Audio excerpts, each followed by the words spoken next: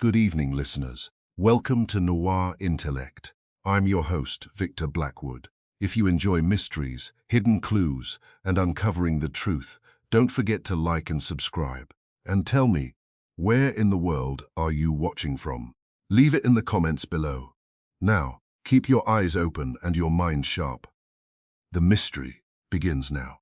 Chapter 1. 3 voices before breakfast at 8:15 on a wet Manhattan morning. The doorbell of the brownstone on West 35th Street rang with the confidence of a man who had either a warrant or a very good reason for being out in the rain. I was in the hall with one hand on the telephone and the other reaching for a cigarette. Fritz was in the kitchen conducting negotiations with a roast that had the good sense to be dead already, and Nero Wolfe was upstairs among his orchids, where he preferred flowers to people and people to almost nothing. I opened the door. The woman on the stoop was perhaps 40, perhaps younger. Rain had darkened the shoulders of her grey coat, but she had the kind of appearance that suggested rain was an inconvenience rather than an event. Her hat was plain, her gloves expensive, and her expression belonged to somebody who had spent the last hour deciding whether to be frightened or angry and had not yet chosen. "Mr. Goodwin, that depends. If you're selling something, I'm a deaf man. I need to see Nero Wolfe. Then you've come to the right house." She looked past me into the hall. "Is he here?" "He is generally here when I'm here. I was told he would be difficult to see." "Who told you?" She hesitated. "My brother. That's unfortunate. He should have told you that Wolfe is difficult to see even when he wants to see you." "I have to speak to him." "Then we'd better get you out of the rain." She entered. I closed the door and took her coat. She thanked me without smiling. "Your name?" "Evelyn Marsh." "Occupation?" She gave me a quick look. "Why?" "Because I ask everybody." "Then I'm a consultant." "For what?" "Family estates." That was vague enough to be either respectable or profitable. I led her into the office. The room had not yet reached its daytime rhythm. Grey light filtered through the windows, turning the street outside into a wet arrangement of automobiles, umbrellas, and pedestrians who appeared to resent every inch of Manhattan they were forced to cross. Wolfe's desk stood where it always stood. Books filled the shelves. The leather chairs were polished. A bowl of orchids occupied the table near the window, their pale blossoms looking indecently cheerful for such a morning. Evelyn Marsh sat on the red leather chair. I took my notebook. "Now tell me why you're here." She looked toward the staircase. "Is Mr. Wolfe listening?" "No." That was technically true. Wolfe was upstairs. Whether he was listening was another matter. She leaned forward. "Someone telephoned me this morning. That's not unusual." The caller used my sister's voice. I stopped writing. "Your sister, Margaret. She's alive?" "No." "How long?" "Dead. 4 years." I put down my pencil. "You're certain?" Her eyes hardened. "Yes." Then the caller was imitating her. "I know. How good was the imitation?" "Perfect." "Did you hear the voice click?" She called my name. "Anything else?" Evelyn swallowed. "She said something only Margaret ever said to me." "What?" She looked toward the rain-streaked window. She said, "You always count the steps when you're afraid." I waited. She continued. "That was something Margaret used to say when we were children." "Why?" "Because I did. Count steps when I was frightened." "Of what, thunder?" "Hospitals, strange houses, anything unfamiliar. And your sister knew. She made fun of me for it." "When did she say the phrase?" "Often." "Could anyone else have known?" "No." "You told nobody?"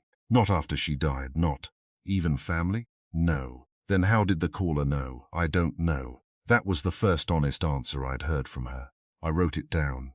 "What exactly did the caller say?" "She said my name." "Then the phrase?" "Yes." "Anything after that?" She said, 3 voices are enough." I looked up. "What did she mean?" "I don't know." "Did you recognize the phrase?" "No." "Did Margaret ever use it?" "Never." "What happened then?" "The line went dead. I wrote a few more words." "Did you call the number back?" "There was no number." "Yes." "Time?" 8. Exactly. 8 o'clock. How long did the call last? About 40 seconds. Did the voice sound like your sister's voice? Exactly. Yes. Accent? Margaret had none. Age? The voice sounded exactly as she sounded when she died. That detail mattered. A skilled impersonator could reproduce words.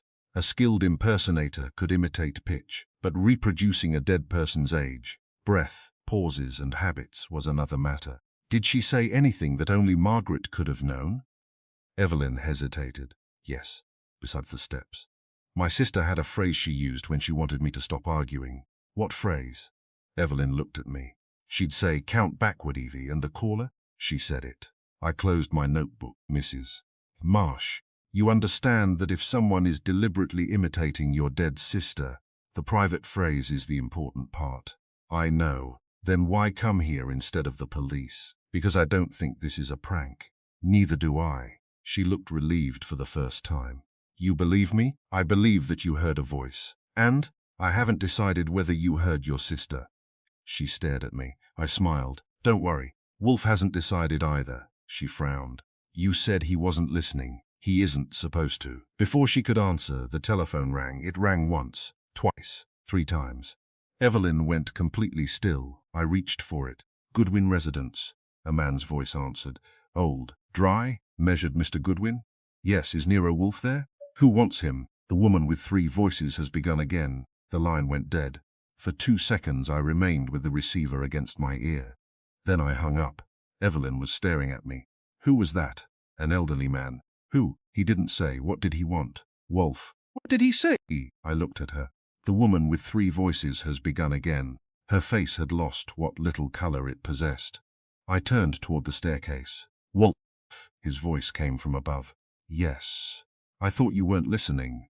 "I was not." "Then you heard the telephone." "I heard you answer it." "Of course." A moment later, Wolfe appeared at the top of the stairs. He was wearing a dark blue dressing gown and looked as if the morning had personally insulted him. He descended with the heavy dignity of a man who considered stairs an unnecessary architectural concession to civilization. He entered the office. His gaze went first to Evelyn, then to me. "Who telephoned?" "An old man." "Name?" "None given." "What did he say?" I repeated the sentence. Wolfe's expression did not change, but he stopped. That was enough. He moved to his chair. "Mr. Goodwin." "Yes?" "Ask Mrs. Marsh to repeat the first call exactly." She did. Wolfe listened without interruption. When she finished, he asked, "At what time did your sister die?" 4 years ago. Cause? Heart failure. Was she ill? Yes. Did she speak during her final illness? Not much. Was her voice altered? No. Who knew? Phrase about counting steps. Only family. Who knew your fear? Margaret. Who had access to your sister's letters? After her death? Yes. My brother. Anyone else? My sister's attorney. Name? George Ralston. Wolfe nodded. Does he know about the phrase? I don't know. Your brother? Certainly. Where is he? Boston. Profession? Banking. Wolfe leaned back. Did the caller ask you for money? No. Information? No. Did she threaten you? No. Then why did she call? I don't know. That is the useful answer. I looked at him. Useful? Yes. He turned toward me. "Mr. Goodwin, make a list." "Of what?" "Everyone who receives a telephone call today." "That abroad." "Make it narrow." "How?" "Find people who receive calls in which the caller uses the voice of someone they knew intimately." "That sounds difficult." "Then you may consider it a challenge." I grinned. "I'll need the name of the old man. You have it?" "No." Wolfe looked at me. "You have his voice." "That's not a name." "It is a clue. You're going to make me identify a man from a voice I heard for 20 seconds. "Yes." "Anything else?" "His age." "Approximately 70. "Good." "Anything else?" "He asked for you." "Yes." "And he used the phrase 'woman with 3 voices'?" "Yes. That is the important part." Wolfe turned toward Evelyn. "Mrs. Marsh, did your sister ever know a woman who changed her voice?" "No." "Did she work in theater?" "No." "Radio?" "No." "Publishing?" "No." "Law?" "No." "Then why 3 voices?" "I don't know." Wolfe's eyes narrowed. "Neither do I." That was the first time he admitted it. I knew then that the case had his attention. Not his interest. Not yet. His attention. For Wolfe that was more valuable. By 10 o'clock the rain had become a steady curtain over Manhattan. I started with Evelyn Marsh's brother. He knew nothing. Then I called George Ralston. His secretary said he was in court. I left my name. 10 minutes later he called back. "Mr. Goodwin?" "Yes." "Is this about Evelyn Marsh?" "Partly." "Then I assume you've heard the story." "What story?" There was a pause. "My wife." I straightened. "Your wife?" "She telephoned me this morning." "Your wife is alive?" "No." "How long?" 5 years. At what time did she call? 8:15. What did she say? She asked whether I had finally forgiven myself. I stopped writing. Did she sound like your wife? Exactly. Did she use a private phrase? Yes. What phrase? Ralston's voice became quiet. She said, "You still hide the blue file under the law books." I looked at the notebook. Do you? Another pause. Yes. What is in it? That is not your concern. It may become one. Who are you, Archie Goodwin, of Nero Wolfe? Exactly. Silence. Then he said, I was told not to speak to Wolfe. By whom? Your dead wife? Yes. Why? She said. He asks questions until the dead become inconvenient. I smiled despite myself. That sounds like Wolfe. Who is Wolfe? An expert. On what? Making people uncomfortable. I don't want him involved. Then you shouldn't have received the call. The line went dead. I made a note. Private phrase. Blue file. Nero Wolfe mentioned indirectly. At 10:40 I found Charles Bellamy, retired publisher. 73, former owner of a respected publishing house. Widower. He lived on the Upper East Side in an apartment containing enough books to bankrupt a small country. He received me in a study where sunlight had been defeated by heavy curtains and old paper. Mr. Goodwin. Mr. Bellamy. I've already spoken to the police. About the call? Yes. What did they say? That someone was imitating my secretary. Your former secretary? Yes. She's dead? 6 years. Name? Laura Pierce. What did the caller say? Bellamy sat behind his desk. She said, You never burned the first contract. I looked at him. What contract? He smiled without humor. If I knew who was calling, I might tell you. Did Laura Pierce know about it? She did. Did anyone else? Did she threaten you? No. Ask for money? No. Then what was the purpose? She said one thing. More. What? The woman with 3 voices is awake. There it was again. Did Laura ever use that expression? No. Did she know Evelyn Marsh? I don't know. George Ralston, possibly. Have you heard those names today? Bellamy's expression changed, only slightly, but enough. Why? Because they may have received similar calls. He looked toward the window. I suggest you speak to them. I already have. Then I suggest you ask a different question. Which one? Bellamy looked directly at me. Ask what they were afraid the caller would remember. I returned to the brownstone with that sentence in my head. Wolfe was in the dining room. Lunch had been served. Fritz had prepared roast chicken, asparagus, and a potato dish, whose preparation involved more butter than most families use in a month. Wolfe was eating. I sat opposite him. 3. He paused. 3? 3 calls. Evelyn Marsh. Yes. George Ralston. Yes. Charles Bellamy. Wolfe nodded. Voices? Dead sister. Yes. Dead secretary. Interesting. Different voices. Naturally. Same warning. Not precisely. Close enough. What private information? I gave him the details. Wolfe listened. When I finished, he set down his fork. The pattern is clear. Already? Yes. Please tell me. The caller selects the most intimate memory available. The private phrases. Correct. Why? Because recognition is the point. She wants them to believe the dead are speaking. No. Wolfe wiped his fingers carefully. She wants them to believe the dead could speak. I stared at him. That's a distinction without much difference. No. He looked at me. If the caller wanted to frighten them, she would use threats.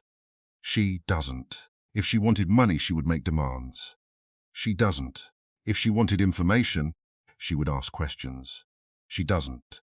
Then what does she want? Memory. I thought of Bellamy's warning. Ask what they were afraid the caller would remember. She knows something about all 3. Yes. Something buried. Yes. And she uses the dead person's voice to make them listen. Exactly. I took out my notebook. What links them? Wolfe looked at the 3 names. That is the question. The answer did not arrive immediately. It arrived through a mistake. At 12:05 my telephone rang. I answered. Goodwin. A woman's voice said, Mr. Goodwin? Yes. Do you know who I am? No. You will. That's reassuring. She laughed. It was a low, controlled laugh. Then her voice changed. Not gradually, instantly. The tone became that of an elderly woman. Archie. I froze. I had heard the name used that way before. Not by Evelyn's sister. Not by George Ralston's wife. By someone else. Someone I had never met. The voice changed again. This time it became male, older, rougher. The woman with 3 voices has begun again. The line went dead. I stared at the receiver. Then I heard Wolfe behind me. Who was it? A woman. Which voice? He stood. Good. Good? Yes. Someone just imitated 3 different voices. Precisely. Why is that good? Because now we know. Know what? Wolfe walked to the telephone. He did not touch it. He merely looked at it. The caller is not impersonating people. She's practicing. No. Testing. No, then, he turned. She is demonstrating. What? That she can become anyone. I frowned. That's worse. Not necessarily. How is it not? Because she used 3 voices in front of you. Yes. Which means she wanted you to know. I considered that. The first 3 callers were witnesses. Perhaps to what? Something that happened years ago. Then why involve their dead relatives? Because those are the voices that make them listen. And the 3 voices. Wolfe returned to his chair. That is our first real clue. Why? Because she is not merely imitating voices. He looked at me. She is identifying the person hidden behind each voice. I waited. He continued. The dead sister, the dead wife, the dead secretary, different voices. But the caller knows all 3. Yes. How? Wolfe's gaze sharpened. That is precisely what we must discover. At 3 o'clock, Inspector Kramer arrived. He removed his wet hat and looked at me.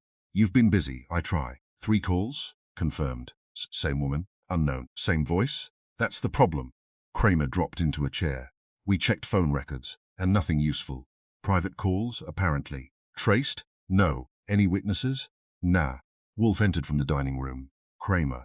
The inspector nodded. You've got a case now? No. Then why are you here? Because 3 people received calls from dead relatives. 4. Kramer stared. I said, I received one. What? She called me. Using whose voice? 3. The inspector's expression changed. 3. She changed voices during the same call. Kramer looked at Wolfe. You believe this? I believe Mr. Goodwin. That's not what I asked. It is sufficient. Kramer sighed. Oh, right. What do you think? Wolfe settled behind his desk. Someone is examining memories. For what? We don't know. Money. No demand. Revenge. Threat. Blackmail. No request. Then what? Wolfe glanced at the 3 names. Connection. Between them?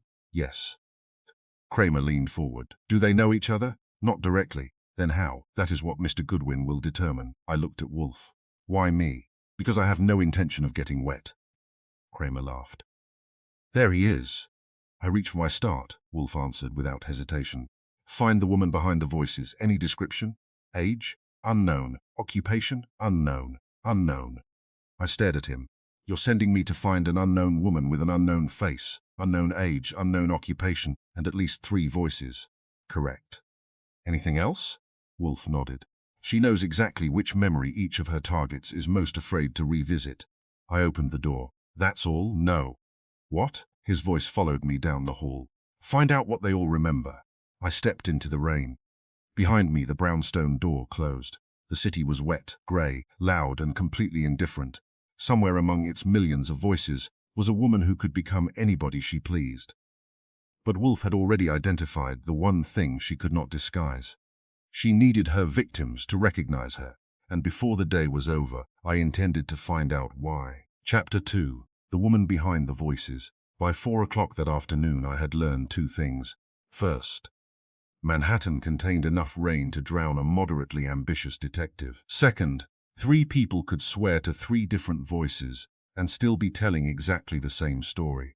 The first fact annoyed me. The second interested Wolfe. I began with Evelyn Marsh. She received me in a sitting room overlooking Park Avenue, where the furniture was expensive enough to have opinions and the carpet was thick enough to conceal a small body. She had changed from her mourning clothes. The fear remained. You came back. I promised Wolfe a report. Does he believe me? Wolfe believes almost everything. That's not what I've heard. He believes facts. He merely tolerates people. She almost smiled. Sit down. I did. Let's go through it again. I've already told you. I know. This time I want the exact words. She frowned. Why? Because voices lie. Words lie too, but they usually leave fingerprints. She looked toward the window. She said my name first. Margaret? Yes. How? Evie. Exactly as your sister said it. Exactly. Then? She said. You always count the steps when you're afraid. And afterward? Evelyn closed her eyes. She said, you left it where the light could find it. I stopped. Those exact words. You're certain completely. What did you think she meant? I thought she meant something I had hidden. Did you? No. Did Margaret? I don't know. Did she ever? Use that sentence. No. Anything similar? No. Did she speak about light? Not that I remember. What did she sound like? Like Margaret. Not like someone imitating Margaret. No. How? Can you be certain? She opened her eyes. Because my sister had a little hesitation before certain words. Which words? Words beginning with hard consonants. Like? Count, could, can't. I wrote it down. Did the caller hesitate? Exactly. That bothered me. Not because it proved the voice was genuine. Because it proved the imitation was exceptionally good. Anything else? She breathed between sentences the way Margaret did. Distinctive. She breathed through her nose when she was angry. I looked up. And was she angry? No. Then why mention it? 'Cause she did it. I closed the notebook. One last question, yes?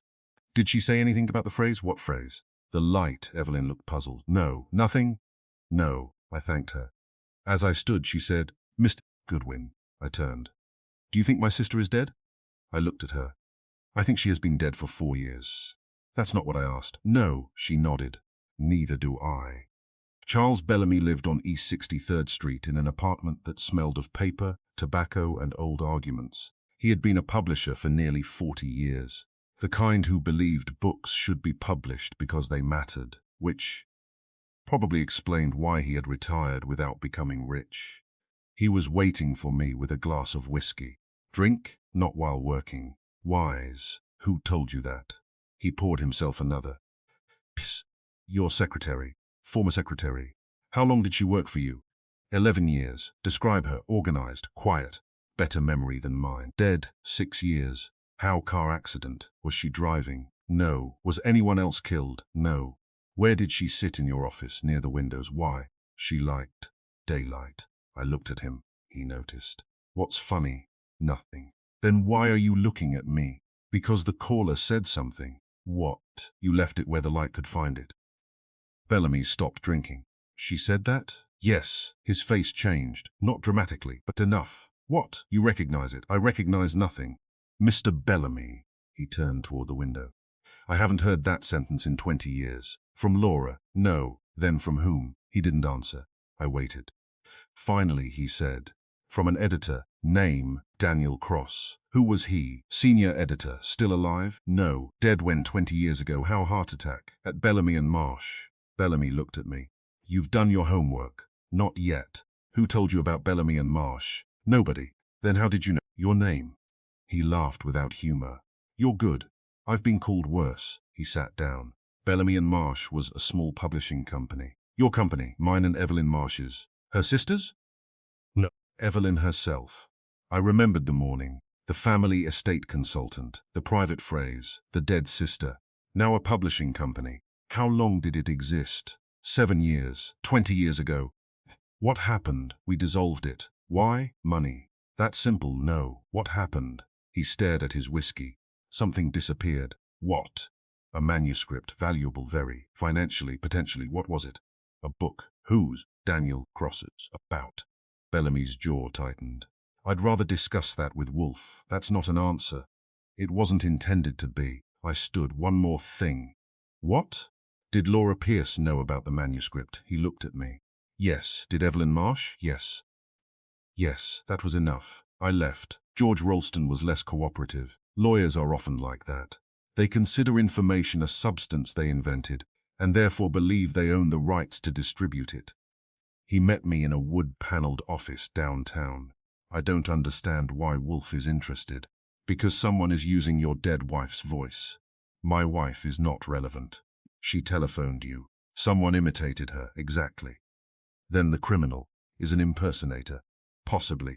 What else could she be? Someone who knows your wife's private expressions. He stared at me. Such as, you left it where the light could find it. His expression changed instantly. I had seen enough. Who said that first? He looked away. Mrs. Ralston. When? 20 years ago. At Bellamy and Marsh. He said nothing. I sat down. Your wife worked there? No. Then why was she involved? She represented the company. As a lawyer? Not exactly. What does that mean? It means she handled legal matters. She was an attorney? Yes. Did she know Daniel Cross? Yes, yes. Evelyn Marsh? Yes. And Charles Bellamy? Of course. He leaned back. You have your connection. Not yet. What else do you need? What disappeared? He stared at me for several seconds. Then he said quietly, an unpublished book. I returned to the brownstone at 6:30. Wolfe was in the orchid room. He had spent the afternoon tending to a white-flowered hybrid that appeared to require more attention than most human beings receive in a lifetime. You're late, he said. It rained.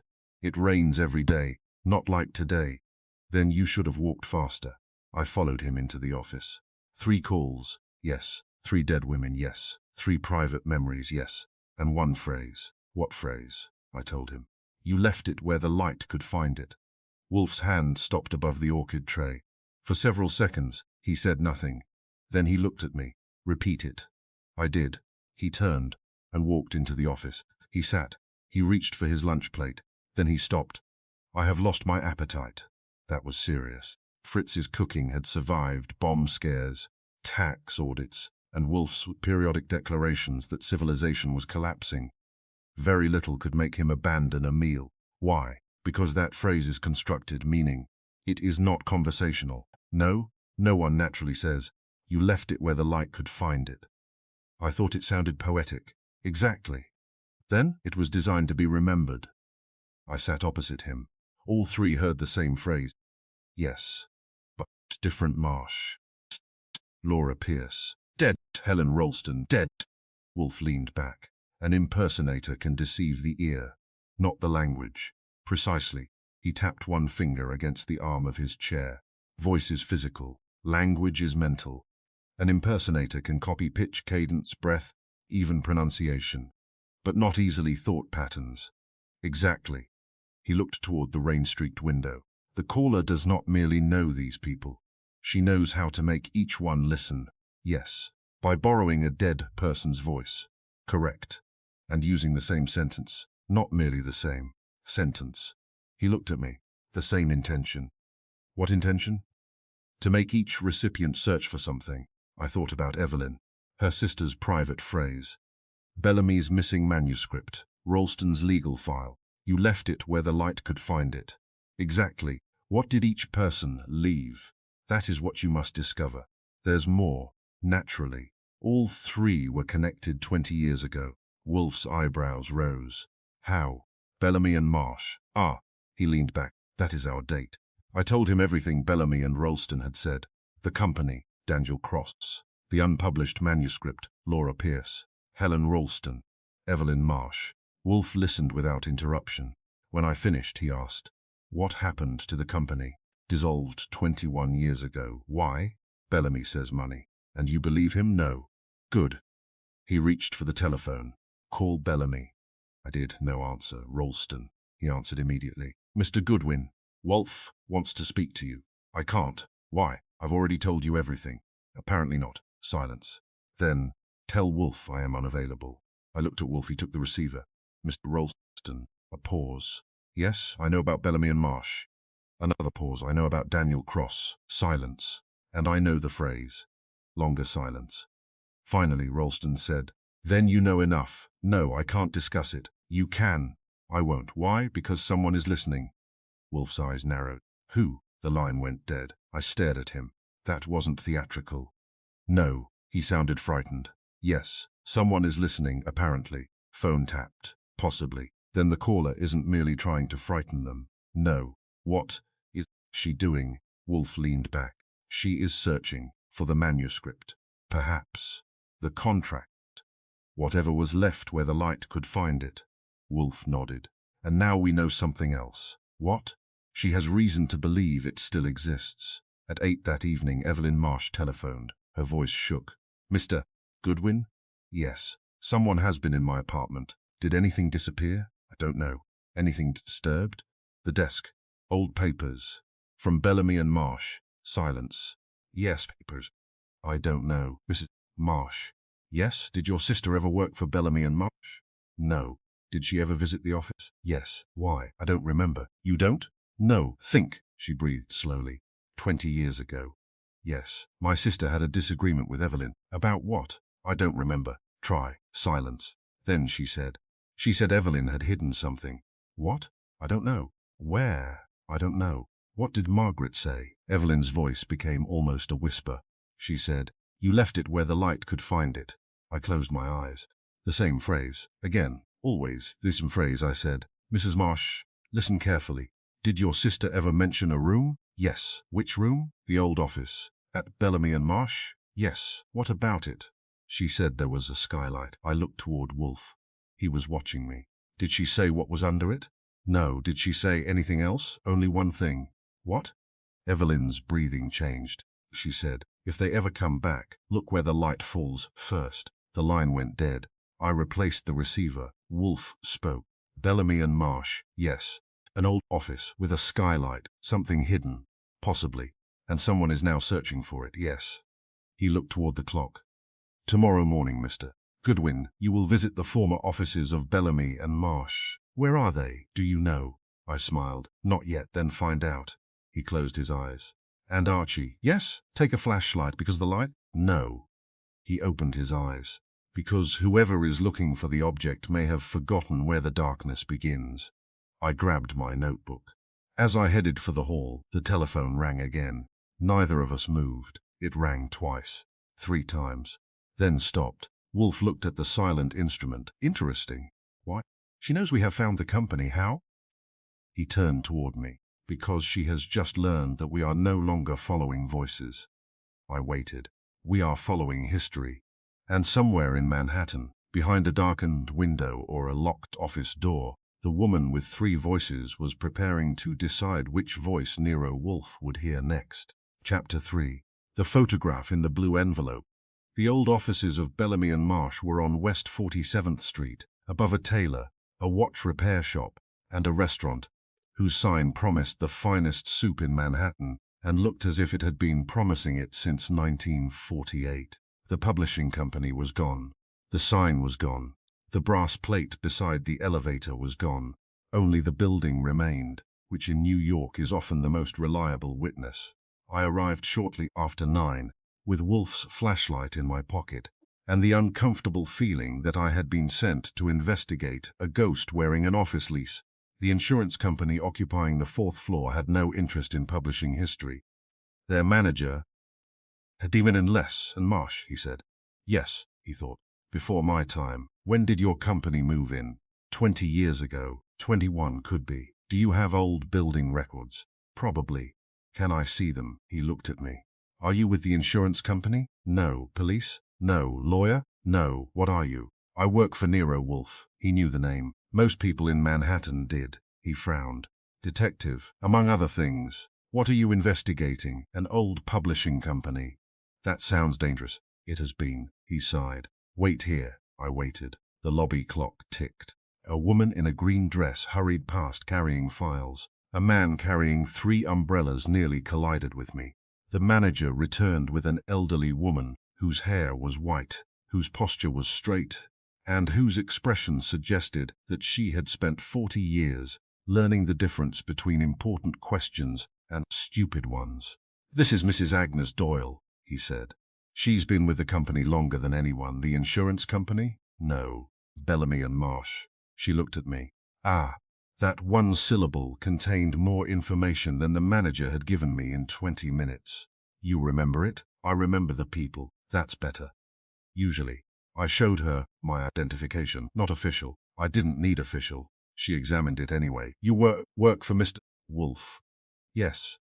"Then you should have come yesterday." "Why?" She looked toward the manager. "Because yesterday I might have told you less." The manager frowned. "Agnes." She ignored him. "Bellamy and Marsh had 4 people who mattered." "Charles Bellamy?" "Yes." "Evelyn Marsh?" "Yes." "George Ralston?" "Yes." "Daniel Cross?" She hesitated. "Sometimes." "Who else?" Her eyes moved toward the window. "A girl." "What girl?" "Clara." I felt the first click of a lock opening. "Clara what?" "Whitmore." I wrote it down. "What did she do?" "Assistant editor." "Was she important?" "She became important." "How?" "By knowing things, such as—" Agnes Doyle gave me a dry smile. "You've worked for Mr. Wolfe long enough to know that's the wrong question." "What's the right one?" "Ask what people were afraid she knew." That sounded familiar. Too familiar. "Where is she now?" The smile disappeared. "Nobody knows." "When did she disappear?" "After the dispute." "What dispute?" Agnes glanced toward the manager. He had apparently decided that the conversation was above his pay grade and walked away. She lowered her voice. Money. Everyone says money. Because everyone likes simple answers. What was really happening? Documents. What documents? I don't know. Who did? Clara. Bellamy? Yes. Evelyn? Yes. Miss Ralston? Certainly. Daniel Cross? She shook her head. Daniel knew too much. What happened to him? Heart attack. 20 years ago, 21. Was it natural? She looked at me. That's what the papers said. That wasn't an answer. Was Clara there when he died? She was in the building. Did she leave afterward? Yes. Where did she go? No one knew. Did she disappear voluntarily? Agnes thought for a moment. She left carrying one box. What was in it? Correspondence. Whose? Everyone's. That interested me. Where is the box now? Agnes looked directly at me. I was hoping you'd ask. The box was in a storage room. It had survived 3 tenants, 2 renovations, a burst pipe, and one ambitious accountant who had tried to throw it away. It sat on a shelf behind obsolete tax files, brown cardboard, dust. Agnes placed it on a table. Nobody has opened it since I put it here. When was that? 20 years ago. Why keep it? Clara told me to. She gave you the box? No. Then how did you know? She left a note. Where? Agnes pointed. I examined the side. There was a faint pencil mark, one word. Agnes underneath it. Wait, I looked at her. Wait for what? You. I stared. She shrugged. Not you personally. That's comforting. She said someone would come. When? When the voices returned. For a moment the room seemed colder. She knew. I don't know. Did she mention 3 voices? No. Then what did she say? She said that when the dead began speaking, someone would finally come looking for the living. I thought of Wolfe. He was going to enjoy that. Inside were letters, hundreds. Some typed, some handwritten invoices, meeting notes, carbon copies, receipts, legal memoranda, and beneath them all, wrapped in yellowing newspaper, a blue envelope. No address, no name, only a date written in faded ink. 21 years earlier. I lifted it. Agnes inhaled sharply. I've never opened that. Why? Because Clara told me not to. She told you a great deal. She was very persuasive. I opened the envelope. Inside was one photograph. 4 people stood outside the Bellamy and Marsh offices. Charles Bellamy, George Ralston, Margaret Marsh, and a young woman. I recognized the first 3 immediately. The 4th I did not. She was perhaps 28. Dark hair, plain coat, no smile. Her expression was direct and strangely calm. I turned the photograph over. 3 words of a sentence had been written in ink. Actually 5. For some time, one refused. I read it twice. Then I looked at Agnes. Who is she? She stared at the photograph. Clara. You're certain? Yes. How? Because I remember her face. Then why did nobody mention her? Agnes looked troubled. People prefer to remember the people who stayed. I slipped the photograph into my notebook. Who signed? I don't know. Who refused? She shook her head. Clara. You're sure? Yes. Why? Because the next morning, Bellamy told everyone she had resigned. Did she? No. What happened? Agnes looked at the closed box. She disappeared. I reached the brownstone just before 1. Wolfe was eating lunch. Fritz had prepared roast duck with apples, celery salad, and potatoes cooked in a way that made me regret every lunch I had eaten before meeting Fritz. I put the photograph on Wolfe's desk. He did not touch it. Report. Old occupant. Co-insurance company. Former employee. Agnes Doyle. Useful, very. Clara Whitmore? I nodded. She remembered her. Good. She also remembered a box. Wolfe's fork stopped. A box. Correspondence. Where? Former offices. Still there? Yes. What's in it? Letters, invoices, meeting notes. Anything else? The photograph. He looked at it. Open the envelope? Yes. Anyone see it? Agnes. Who else? No one. Good. He lifted the photograph. He studied the front. Then the back. Then the front again. I watched him. 1 minute. 2. 3. He said nothing. That was Wolfe's equivalent of a drum roll. Finally, Clara Whitmore. That's what Agnes said. Correct. How did you know? She was assistant editor. Yes, her face appeared in a company photograph in 1957. I stared.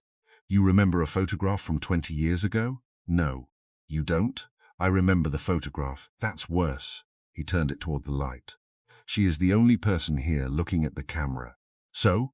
Bellamy is looking at the photographer. Ralston too. Margaret Marsh is looking at Bellamy. And Clara at the camera. Why does that matter? Because she knew the photograph would matter. I examined the image again. It was an ordinary photograph. 4 people, a publishing office, a date, yet Wolfe had already found something. What else? He pointed. Her left hand. What about it? She is holding something. I leaned closer. A small envelope. Blue. The same blue envelope from which the photograph had come. I stared. So she was holding the envelope when the photograph was taken. Yes, and later the envelope was hidden in the box. Meaning she planned it. Possible, or someone preserved it. Wolfe nodded. Better. I waited. He continued. The sentence, 4 signed. 1 refused. Yes. That means there were 4 people involved in an agreement. Yes. And Clara refused. Perhaps you think otherwise? I think the sentence is deliberately ambiguous. How? 4 signed. Yes. 1 refused. Yes. That does not tell us who refused. I sat down. But the obvious assumption is Clara. Exactly. Which means it could be wrong. Very likely. I smiled. You're enjoying this. I am tolerating it. Your version of enjoyment. Precisely. Wolfe asked me to list every person connected to Bellamy and Marsh. I did. Charles Bellamy, Evelyn Marsh, Margaret Marsh, George Ralston, Daniel Cross, Laura Pierce, Clara Whitmore, several minor editors, 2 accountants, a printer, a literary agent, a lawyer. Wolfe listened. Which are dead? Margaret Marsh. Yes. Laura Pierce. Yes. Helen Ralston. Yes. Daniel Cross. Yes. Which are missing? Clara. Good. Everyone else? Alive. I looked at him. That's not much. It is enough. How? The caller uses the voices of the dead. Yes. Why not the living? Because the living can answer. Exactly. He leaned back. The caller wants the recipients to hear someone they cannot question. That makes sense. No. What? It makes them vulnerable. Same thing. Not at all. Wolfe tapped the photograph. Suppose Clara Whitmore wanted to recover something from Bellamy. She could threaten him. Yes. Or blackmail him. Yes. Instead she uses Laura Pierce's voice. Why? Because Bellamy trusted Laura. Or because he fears Laura. She knew his secrets. Perhaps. Then why use Margaret's voice for Evelyn? Because Evelyn feared Margaret. And Helen's voice for Ralston, because Ralston feared Helen. 3 different voices. 3 different pressure points. So Clara. Possibly. Then why use my voice? He looked at me. She didn't. She used 3 voices during my call. Yes. Why? Because you are not one of the original targets. Then what am I? An observer. She wanted me to know. Yes.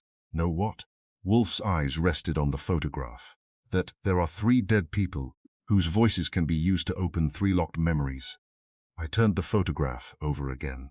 4 signed. 1 refused. Wolfe took it from me. Where is the original? Agnes kept the box. The photograph? No. What? The contract. I stared. What contract? The one for which this photograph was evidence. You think it existed? I know it existed. How? Bellamy and Marsh was a publishing company. Yes. Publishing companies have contracts. Many, not all require 4 signatures. True. And not all are hidden for 20 years. True. This one was. So, it involves something worth concealing. Perhaps. Daniel Cross's manuscript. Wolfe nodded. Now ask yourself why a publishing company would need 4 signatures to control a manuscript. Rights. Exactly. Copyright, ownership, royalties, publication rights, or something more. What? He looked at the photograph. A confession. I frowned. Whose? That is what the voices are trying to make someone remember. At 3 that afternoon, we returned to the old office. Agnes had agreed to let me search the box again. Wolfe remained at home. He had no intention of spending an afternoon among dust, insurance forms, and bad architecture when he could send me. I was beginning to suspect he had a philosophical objection to elevators. Agnes sat nearby while I sorted correspondence. Clara was clever, she said. How clever? Too clever. For Bellamy. She noticed numbers. What numbers? Accounts financial. Yes. She found something. I think so. What payments that didn't match? 2. Whom? Nobody knew. She told Bellamy? Yes. How did he respond? He told her to stop looking. Did she? No, I smiled. That sounds like Clara. Agnes looked at me. You never met her? No, but you already know. I work for Wolfe. That explains it. She returned to her chair. I continued searching. Then I found a carbon copy of a letter. The date matched the photograph. The recipient was George Ralston. The subject line, Harcourt Acquisition. My attention sharpened. I read. It concerned a property acquisition unrelated to publishing. A theatre, the Harcourt Theatre. I read it again. Then again. Bellamy and Marsh had been involved in financing the acquisition, not publishing property. I turned to Agnes. Did Bellamy and Marsh own the Harcourt Theatre? No, finance it. She hesitated. Apparently. Who bought it? I know. Was Clara involved? She asked questions. About the theatre? Yes. What happened? She disappeared. The pieces were beginning to align. Not around a manuscript. Around a property. A theatre. A contract. A photograph. 3 dead voices. And a woman who had vanished 21 years ago. I photographed the letter and put it in my notebook. Then I noticed another paper underneath. A typed note. Only 1 sentence. The 4th copy was never filed. No signature. No date. I felt the hairs rise on the back of my neck. The 4th copy. 4 signatures. 1 refusal. A missing document. 3 voices. The woman behind them. I called Wolfe. He answered immediately. Yes, you were right, I know. About what? The theatre? I stopped. How did you know? I had already found it. You found the Harcourt connection?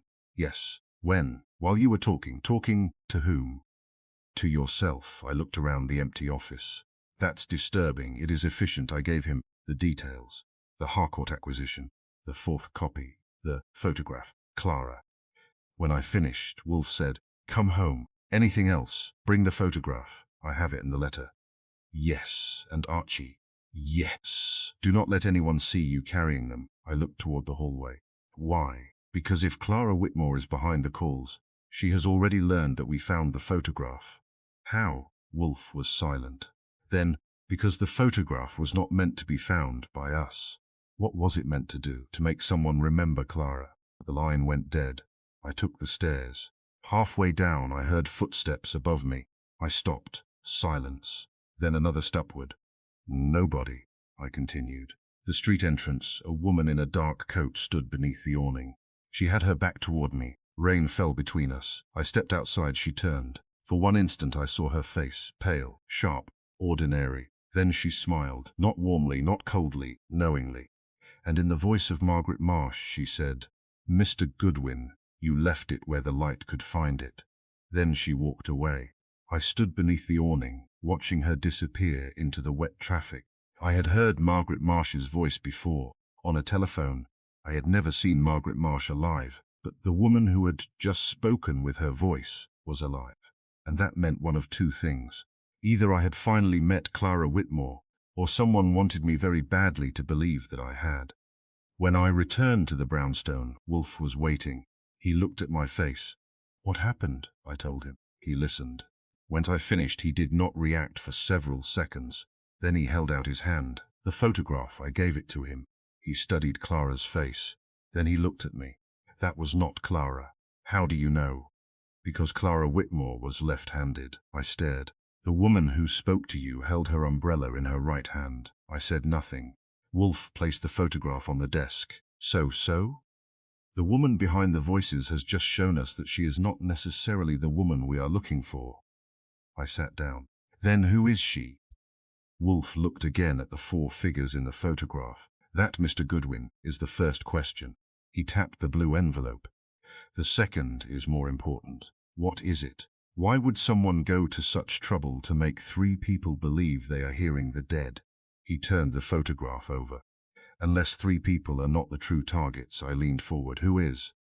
Wolfe's eyes settled on the sentence. 4 signed, 1 refused. "The person who refused," he said. I looked at the photograph. "Clara, perhaps, or someone else." "Exactly. And the caller?" "Coops." Wolfe's expression hardened. "She wants us to think we know which one." He gathered the papers. "But we don't." Outside, a taxi splashed through a puddle. The brownstone settled into evening. Somewhere in Manhattan, a telephone was probably ringing. Somewhere else, a woman was probably answering it in a voice borrowed from the dead. And somewhere in the forgotten history of Bellamy and Marsh was a fifth person who had never signed the agreement, never disappeared, and might have been waiting 21 years for someone to find the blue envelope. The photograph had given us a face. It had also given us a lie. And Nero Wolfe had always been more interested in lies that looked like evidence than evidence that looked like truth. Chapter 4. The contract nobody remembers. The financial records of Bellamy and Marsh were kept in a basement that had the architectural charm of a condemned railway station. I went down there at 10 the next morning. Wolfe had sent me with 3 instructions. Find the money, find the contract, find out who was supposed to sign last. The first 2 sounded reasonable.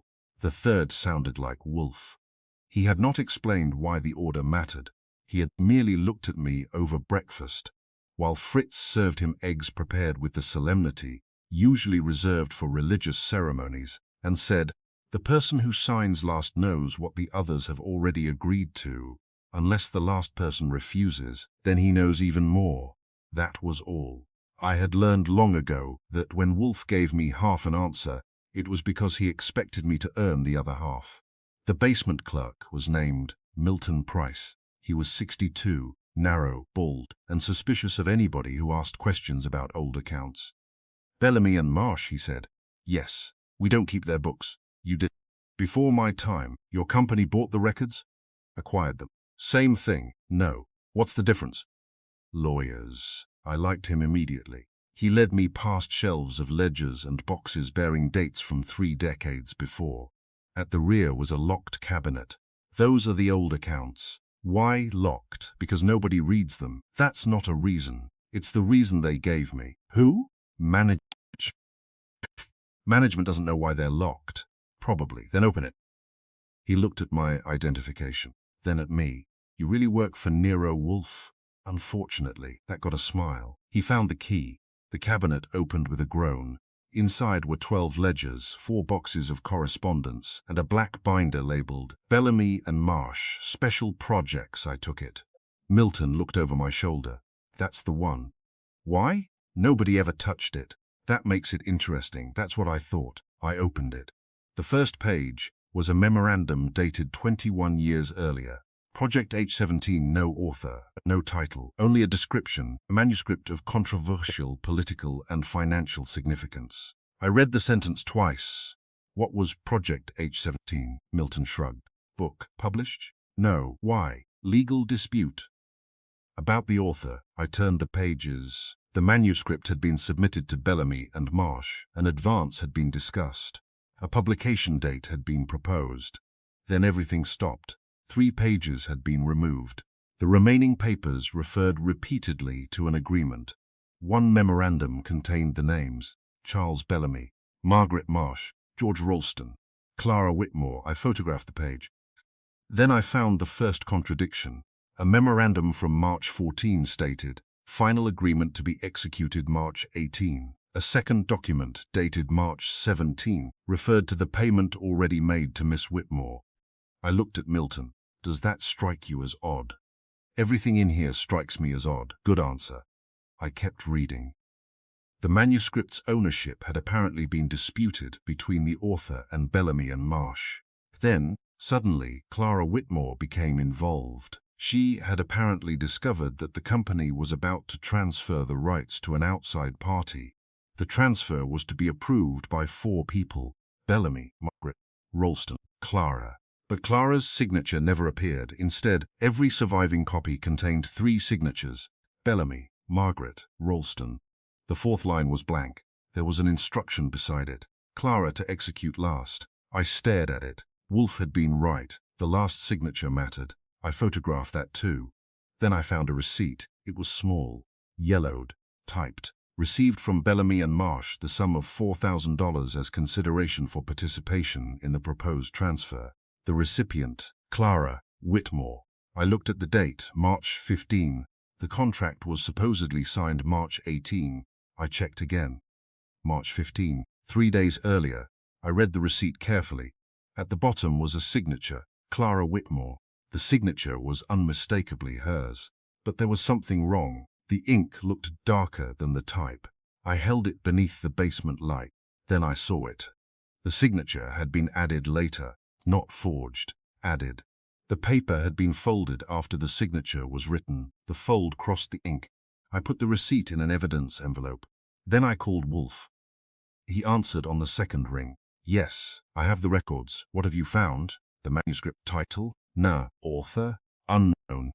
Subject? Financial and political controversy. Continue. 4 people were supposed to transfer ownership. Names? Bellamy, Margaret Marsh, Ralston, Clara Whitmore.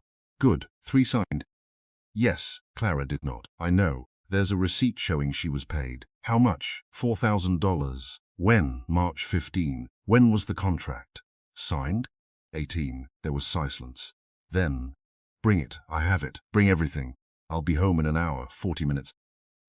Traffic. Use the subway. I hate the subway. I know. He hung up. At the brownstone, Wolfe was in the office. He had already changed for the afternoon and was wearing a dark suit. His orchids occupied the adjoining room in military ranks of green and white. I put the records on his desk. He examined the receipt first. He did not touch it. He studied the date, then the signature, then the fold. You were correct. About what? The signature was added afterward. You can tell? Yes. How? The pressure. I leaned closer. Explain. The typewriter impression is beneath the signature, meaning the paper was typed before the signature was applied. Of course. But the fold crosses the signature. Yes. Therefore, the document was folded after the signature was written. So? The other documents from March 15 were folded differently. I looked at him. He had noticed the folds. Naturally, someone added Clara's signature after March 15. Yes. That made it appear that she had been paid. Correct. But why? To establish that she had accepted money, even though she hadn't. Exactly. I sat down. Then Clara wasn't paid. Not by Bellamy and Marsh. Could someone else have paid her? Possibly. Do we know? No. Then why fabricate the receipt? Wolfe picked up the contract. Because the contract failed. How? Clara refused. Maybe. No. I waited. She refused before March 15. I frowned. How do you know? The receipt. Because it was fabricated. Because of its purpose. He placed it beside the contract. Suppose Clara had agreed. Then there would be no need to fabricate her payment. Correct. Unless they wanted proof. Proof of what? That she had received consideration. Which means that she had surrendered something. Exactly. He looked at me. If Clara refused to sign, the payment receipt was an attempt to create the appearance that she had accepted the agreement anyway. I thought about it. Then the contract was invalid. Possibly. Why would Bellamy risk that? He may not have. Ralston, perhaps. Margaret? Perhaps. All 3? Now you're thinking. I looked again. Names. One of them forged the receipt. Or all 3 knew about it. Why would Clara disappear? Because she knew. Knew what? Wolfe's finger touched the first page of Project H-17. Who owned the manuscript? I stared. Not Bellamy Marsh? No. Then who? The author unknown? Not necessarily. Do you know? No. He leaned back. That is the next question. At 4 I went to see Charles Bellamy. He was home. He looked less composed than 4. I put the receipt on his desk. He stared at it.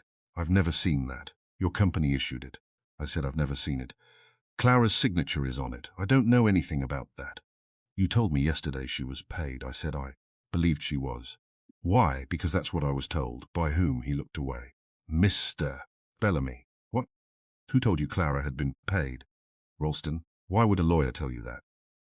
Because he handled the agreement. Did he handle the receipt? I don't know. Don't know.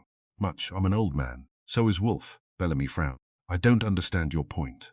My point is that old men can remember when they're frightened. He stood.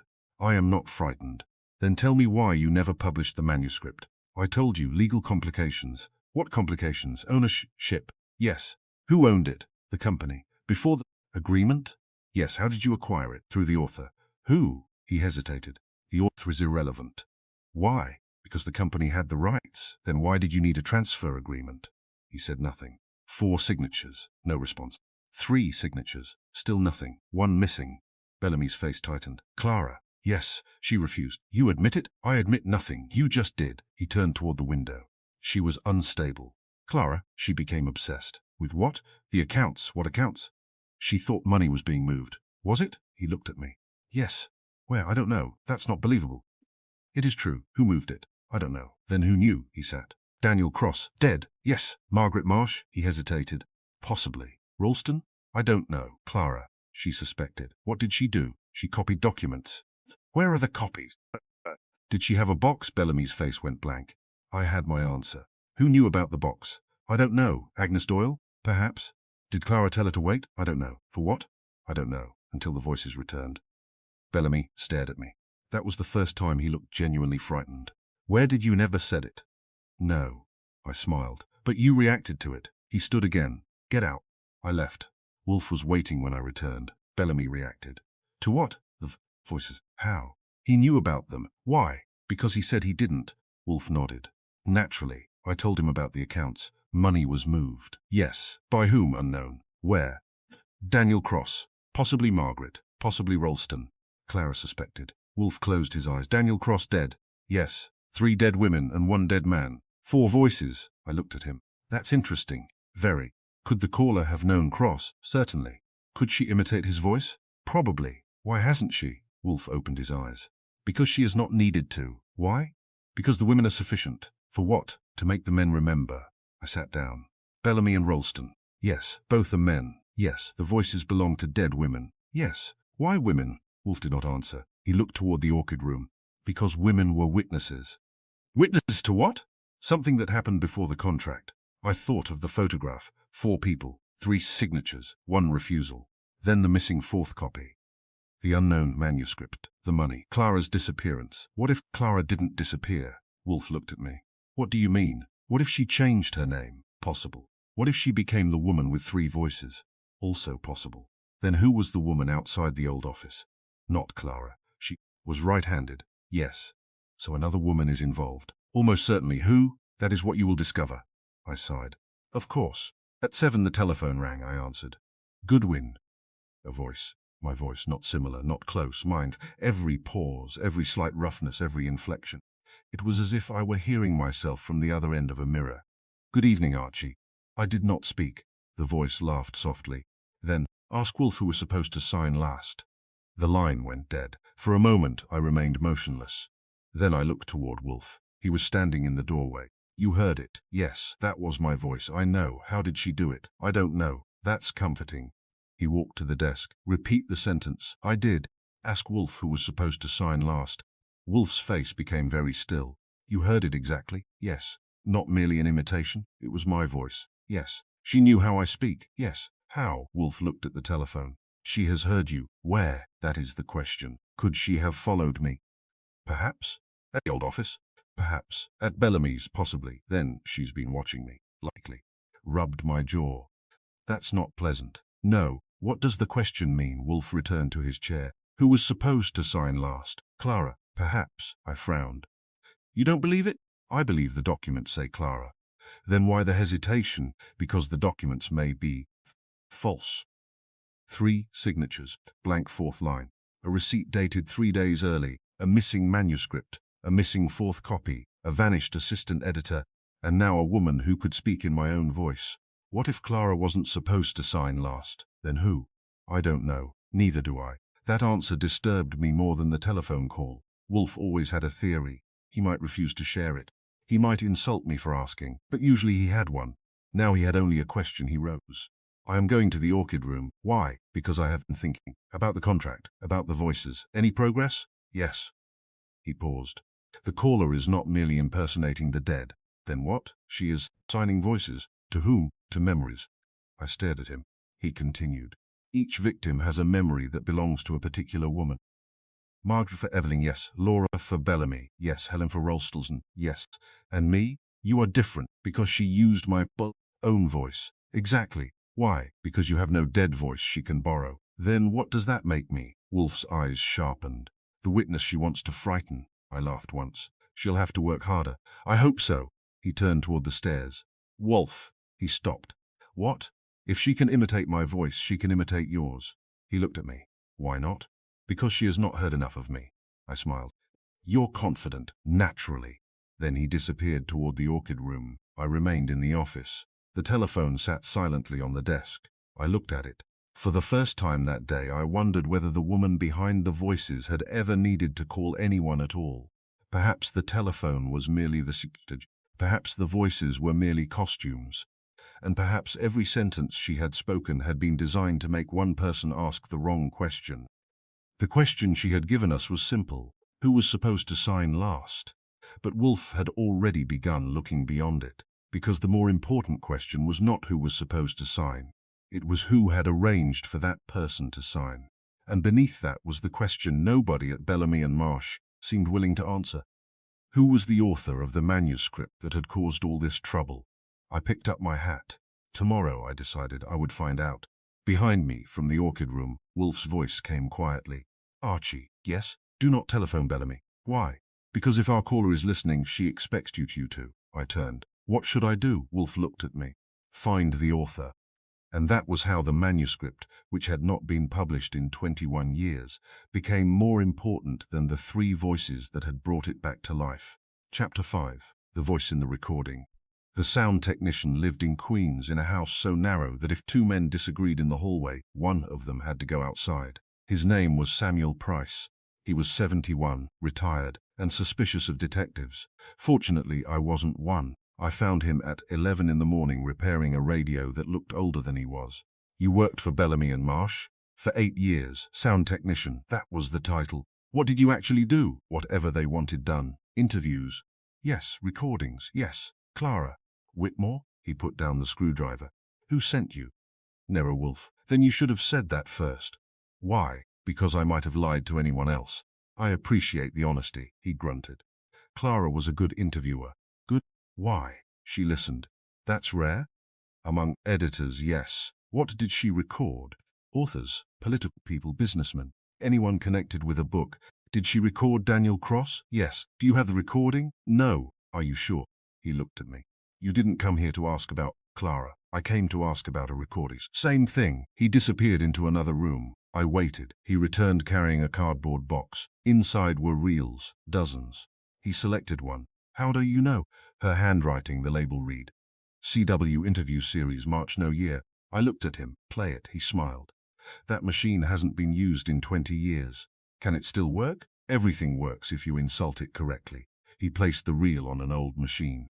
After several attempts, the tape began to turn. Static, a cough, then a woman's voice. Clara, young, clear, controlled. Tell me again what you saw. A man's voice answered. Nothing. You saw something? No. Then why did you leave? Silence. The man said. Because the light came on. Clara laughed softly. The light was always on. No. What changed? The cabinet. I leaned forward. Samuel Price glanced at me. On the tape, Clara spoke again. Which cabinet? The glass one. Where? In Bellamy's office. Silence. Then the man said, You left it. Where the light could find it. The recording clicked. Static swallowed the next few seconds. I looked at Samuel. Who was that? I don't know. You recorded it. I recorded hundreds. Can you identify the voice? Maybe. He listened again, then shook his head. Daniel Cross? No. Bellamy? Ralston? No. I don't know. The tape continued. Clara's voice became quieter. That's enough. The recording stopped. I stared at the machine. What happened after that? Samuel rewound it. The tape was never filed. Why? Clara told me to keep it. Why? She said someone would need it. When? When the company was gone. Did she say who? No. Did she mention the glass cabinet? Not to me. Did the cabinet still exist? He nodded. It was built into Bellamy's office. Where is it now? The building. I stood. You're coming with me. He frowned. Why? Because I need someone who knows what it looked like. He smiled. I was hoping you'd say that. The old Bellamy and Marsh offices were empty when we arrived. The insurance company had moved most of its staff upstairs. The 4th floor had several locked rooms containing obsolete furniture and files. Samuel led me down a corridor.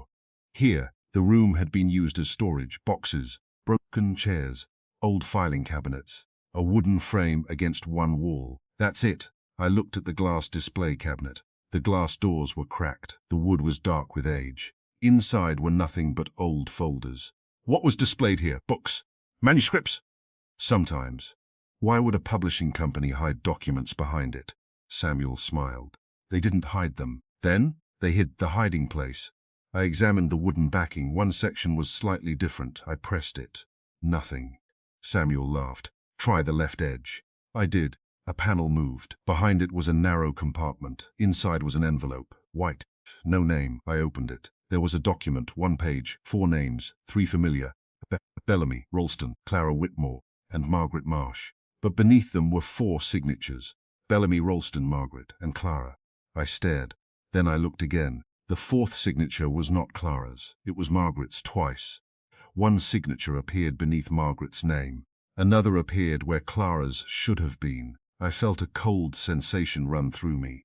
That's impossible. Samuel looked over my shoulder. What? Look. He did. I don't understand, neither do I. The document contained 2 versions of the agreement. One had Margaret's signature. The second had a signature in the same hand. Both were genuine. But Clara had never signed. Someone had copied Margaret's signature into the 4th position. I photographed everything. Then I called Wolfe. He answered immediately. Yes, I found the 4th document. Good. Clara didn't sign. I know. How? You sound disappointed. I'm surprised. What does the document contain? 4 signatures. Names Bellamy, Ralston, Margaret Marsh, Clara Whitmore. And Margaret signed twice. There was silence. Then Wolfe said, "Bring it, I will. And the recording, I have that too." Good, I told him about the phrase. He became very quiet. Repeat it. You left it where the light could find it. Context? It refers to the glass cabinet. Interesting, it wasn't a warning. No, it was a location. Yes. The phrase sent us to the cabinet. Correct. Then the calls weren't telling the victims what to remember. Wolfe answered. They were telling them where to remember. That stopped me. Meaning, the phrase was an instruction. For us, possibly. Then who left the document? Someone who knew it would be found. Clara? Maybe. But the calls used dead women's voices. Yes. Why? Because the victims trusted the voices. Then the phrase was bait. Exactly. To make them remember the wrong document. Now you're understanding. I looked at the document. What happened 21 years ago? Wolfe said. That is what the original contract will tell us. We returned to the brownstone. Wolfe listened to the recording 3 times. He sat motionless. On the 4th playing, he raised one hand. Stop. I stopped the reel. Again. I rewound. The tape played. Clara's voice. The unidentified man. The sentence. The glass cabinet. Then Wolfe stopped it again. What? Play the section before the phrase. I did. He listened. Again I did. Again. I looked at him. You hear something? Yes. What? The man pauses before the sentence. Yes. Why? Because he is deciding whether to tell her. Tell her what? Where the document is. I stared at the machine. Then Clara didn't know. Not at first. She was searching. Yes. What? To preserve evidence. Of what? That someone knew about the cabinet. Wolfe leaned forward. Now play Clara's last sentence. I did. That's enough. He looked at me. She knew she had heard something important.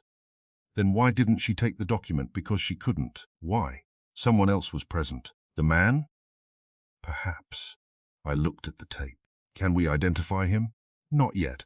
What about the technicians? Samuel Price, he said he doesn't know. Then ask him again. I went to the kitchen. Samuel was eating a sandwich. Who was the man on the tape?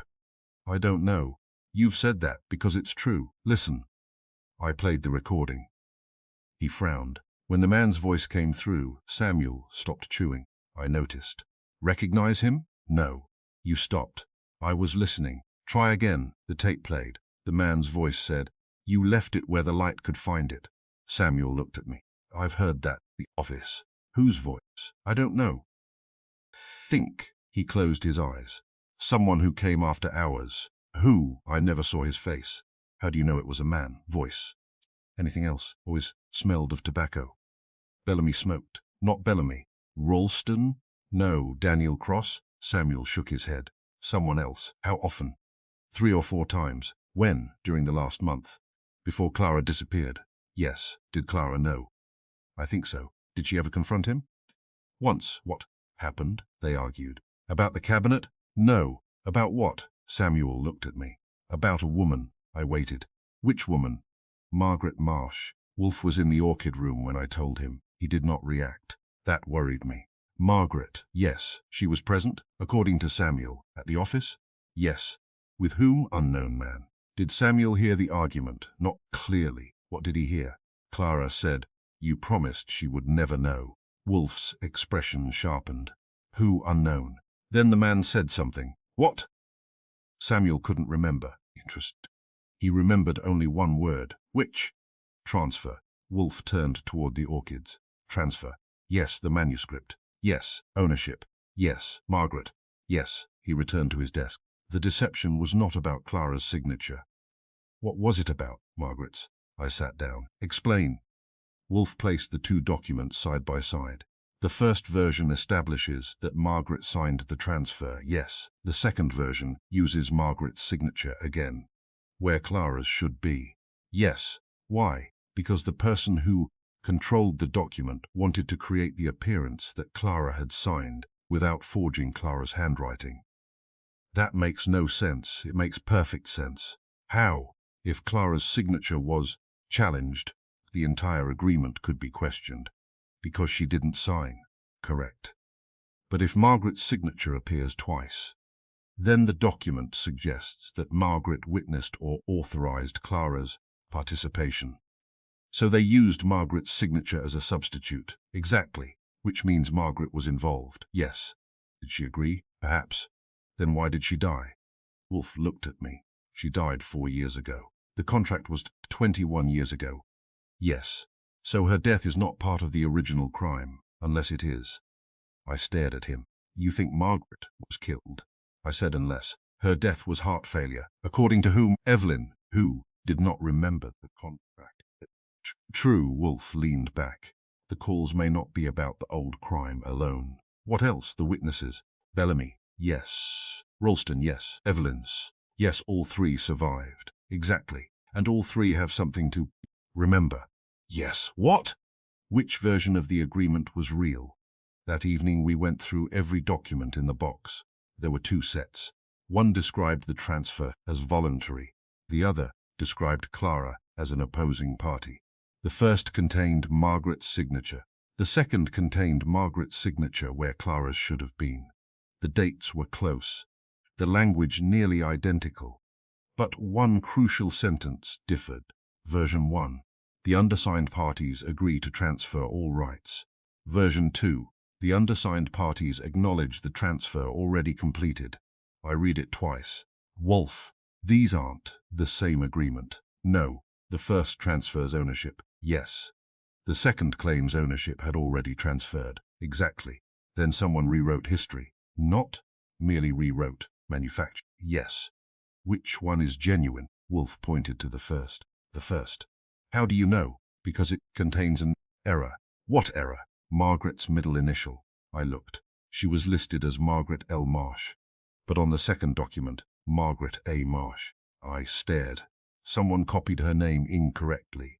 Yes. Meaning an imitator. The second document was reconstructed. Correct. After the original. Yes. Then the telephone calls are doing the same thing. Wolfe nodded. They reconstruct memories, using the wrong voices. Using the right voices. I frowned. The right voices. The memories belong to the victims, but the voices are dead women. Exactly. He tapped the second. The caller does not need the victim to remember the truth. What does she need? The victim only has to remember the version she wants. I thought about Bellamy, Ralston, Evelyn. 3 memories. 3 dead voices. 1 phrase, 1 false document, 1 genuine document, and Clara Whitmore somewhere in the middle. Then who is the caller? Wolfe looked at the tape. Someone who knows both versions. Possibly. But you said the woman outside wasn't Clara. I said I did not believe she was. Why? Because Clara was left-handed, and the woman was right-handed, yes. So there are 2 women, at least. I stared at him. At least. The caller has demonstrated 3 voices. Yes. That tells us nothing about how many people are involved. Then how many? Wolfe looked at the blue envelope. Enough. At 10:30 the telephone rang again. This time I did not answer immediately. It rang once, twice, 3 times. Wolfe looked at me. Answer it. I lifted the receiver. Goodwin. Silence. Then my own voice said, Archie. I closed my eyes.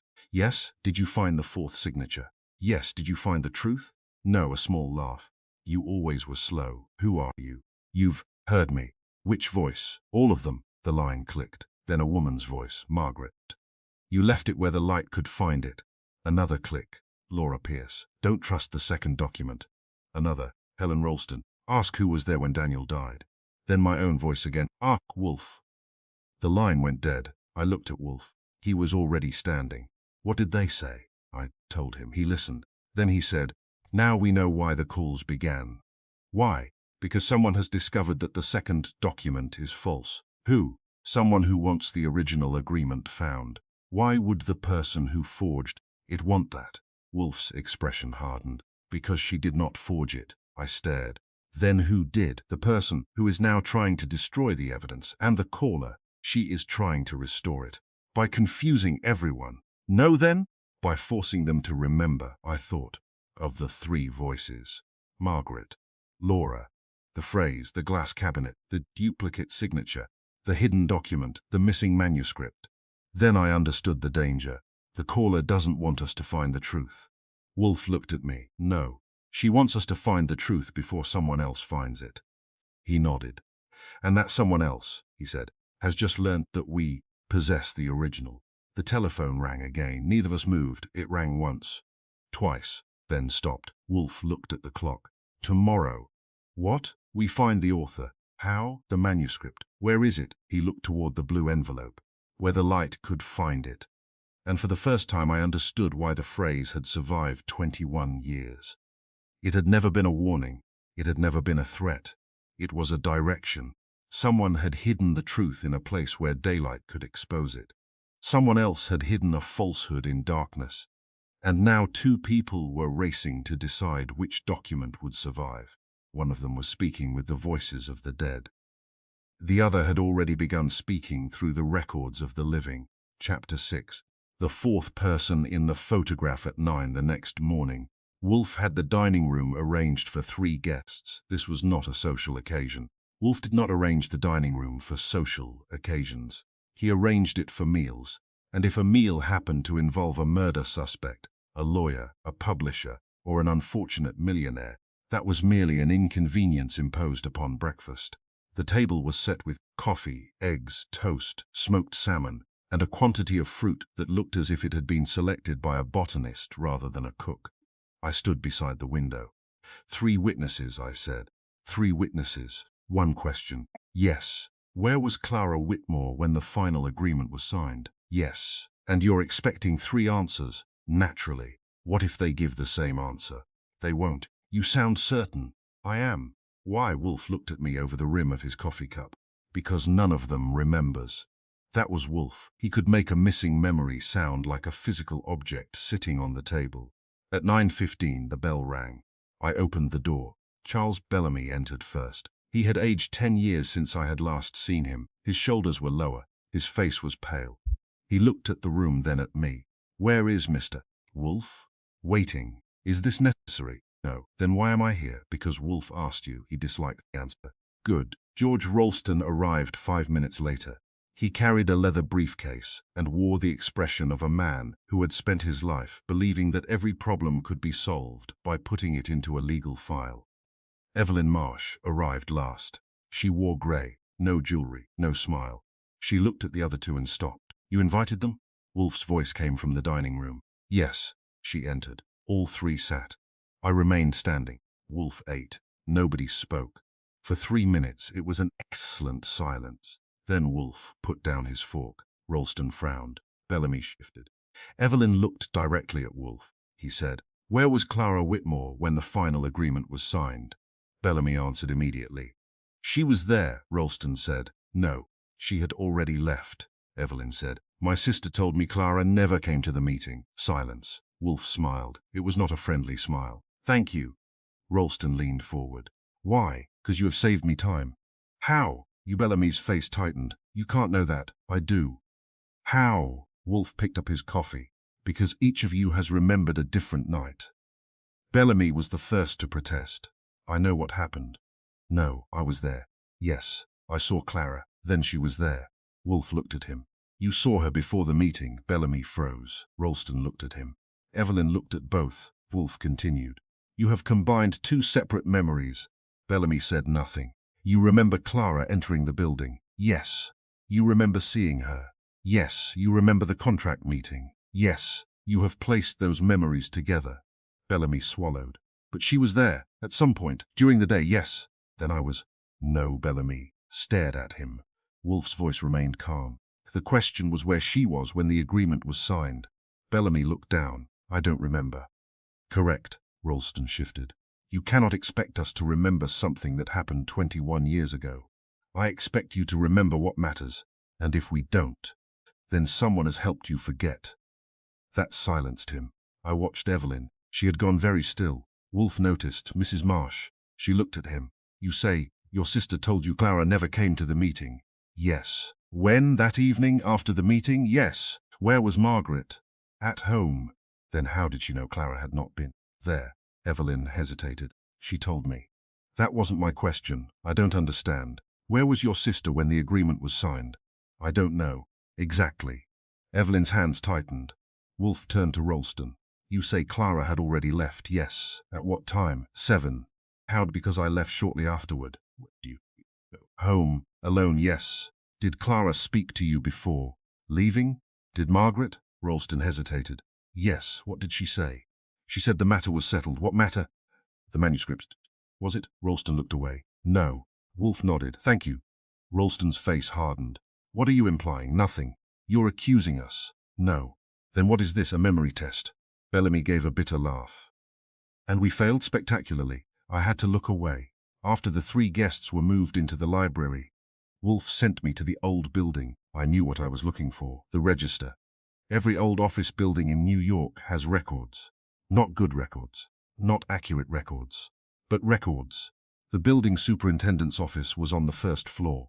The current superintendent was a man named Harold Finch who had never heard of Bellamy and Marsh, but knew exactly where the old registers were. He led me into a storage room. These go back 40 years. Visitors? Employees, deliveries, contractors. Anyone entering after hours? Sometimes. Security? Back then? He laughed. There was a lock. That's reassuring. He pulled out a ledger. The pages were yellow. The handwriting was worse. I turned to the date, March 18. 21 years earlier. There they were. Charles Bellamy, George Ralston, Margaret Marsh, Daniel Cross, Clara Whitmore. 5 names.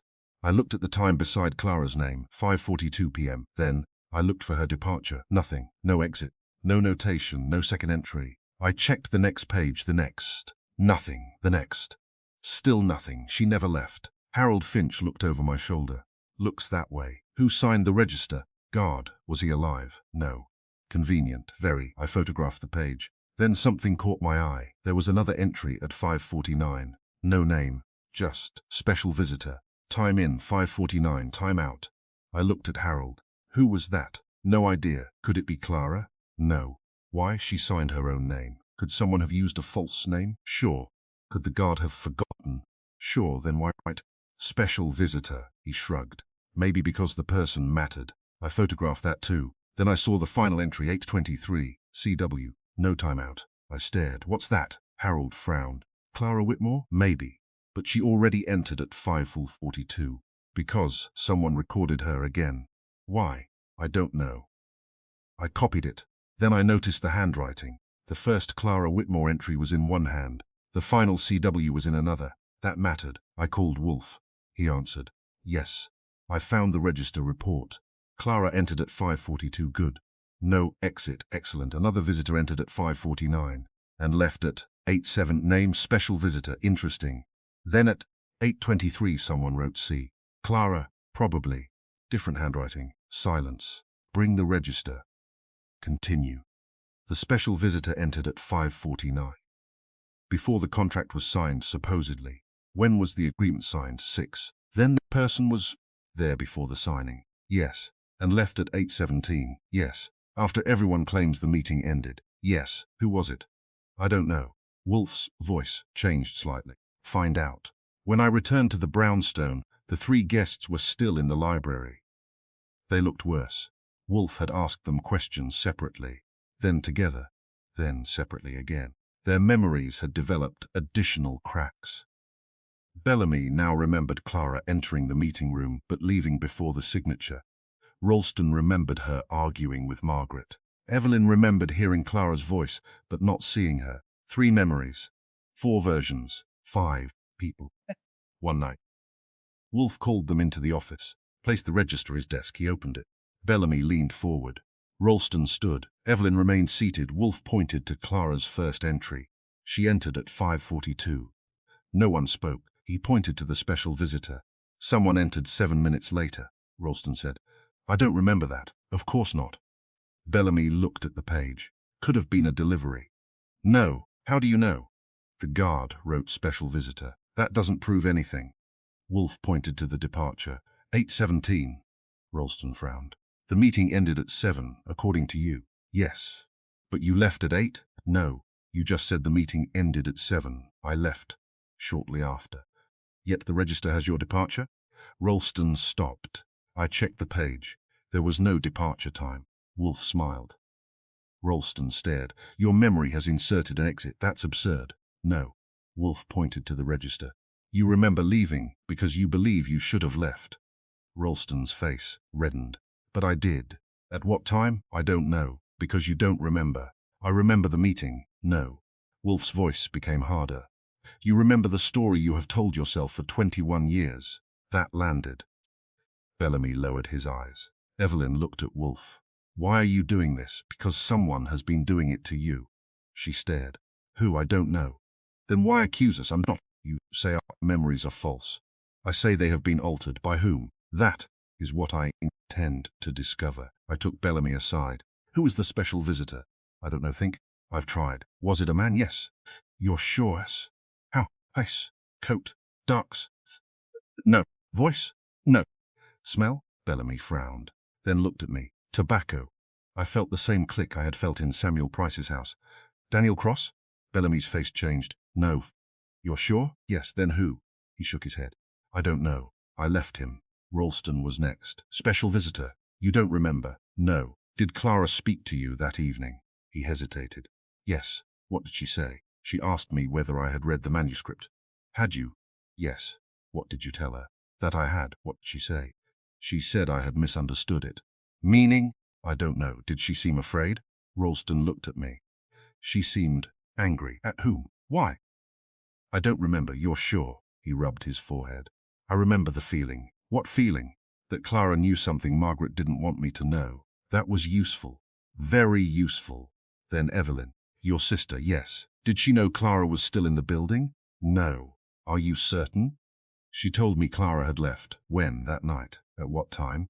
After 8. Then Clara couldn't have left before 7. Evelyn stared. What? Your memory is inconsistent with the register. Registers can be wrong. Yes, but the register contains 5 separate entries. She looked down. My sister was frightened of Clara? No. Then who? Evelyn hesitated. The man. What man? I don't know. What did he do? He waited. Where? In the corridor. Why? I don't know. What did Margaret say? Evelyn's eyes filled with tears. She said, if Clara talks, we're finished. I looked at her. Did Margaret say anything else? No. You're sure? She nodded. Then why didn't you tell Wolfe? I was afraid. Of what? Of remembering. Wolfe listened to my report. He sat in his chair with his fingertips touching. The man? Yes. Daniel Cross? No. Special visitor? Yes. Entered before the contract? Yes. Left after? Yes. Then the signing was not the important event. I stared. What? The important event after the signing? Yes. But the agreement was already signed. Perhaps. Then what happened? Something Clara discovered. The manuscript? Possibly. The accounts? Likely. The transfer? Certainly. I looked at the documents. Maybe the real agreement was signed before the official meeting. Wolfe looked at me. Explain. The receipt was dated 3 days early. Yes. The second document claimed the transfer had already occurred. Yes. The special visitor arrived before the supposed signing. Yes. Clara entered before him. Maybe the meeting at 6 was staged. Wolfe's eyes brightened. Continue. The real transfer happened earlier. How much earlier? March 15. The receipt. Yes, which means someone had already made the arrangement. Good. Then the March 18 contract was a cover. Possibly. Clara refused to sign it. Yes. She stayed in the building. Yes. Maybe she found the original. Wolfe nodded. Now you are close. Then the special visitor was there to retrieve it, or to make sure she did not. That evening, Wolfe asked for the recording again. I played it. Clara's voice. The unknown man, the glass cabinet, the phrase. Wolfe stopped the tape at the man's first word. Listen, I did. The voice was low, controlled, not nervous, not hurried. It had the peculiar quality of someone accustomed to giving instructions. Wolfe said, "He was not talking to Clara. What? Listen to the grammar." I played it again. "You left it where the light could find it." Wolfe leaned forward. "The word you, what about it?" He wasn't telling Clara where she had left something. Then whom? Someone else. Someone who could hear the recording. Yes, but it was recorded by Clara. Correct. Then she was preserving the man's message. Exactly. I felt a chill. She knew the tape would matter. Yes. She knew someone would listen. Yes. Who? Wolfe looked at me. The person who made the telephone calls. I stared. Clara? No. Then who? Someone who had access to Clara's recordings. Bellamy? Possible. Rotten? Possible. Evelyn? No, why not? She didn't work there. Then who? Wolfe's gaze shifted to the photograph. Someone who knew Clara. Margaret, dead, her voice is being used. Yes. Laura Pierce, dead. Helen Ralston, dead. I frowned. The caller could be a living person using all three voices. Yes. Then why? Because each voice is attached to a different memory. 3 memories. 3 witnesses. Versions of the night. I thought about it. The caller has been rehearsing them. Wolfe nodded, repeatedly, until they stopped trusting their own memories. Yes. Why? Because a witness who doubts himself is easier to control, or easier to make contradict himself. Exactly. Then the calls aren't about finding the truth. No, they're about destroying testimony. Wolfe smiled faintly. Now we are getting somewhere. At midnight the telephone rang, I answered. A woman's voice spoke. Margaret, you are looking in the wrong room. Which room? The room where Clara disappeared. Where is that? Silence. Then my own voice. You know. The line clicked. I put down the receiver. Wolfe. He was already watching me. What did she say? I told him. He rose. Archie. Yes? Clara did not disappear. You think she was killed? No.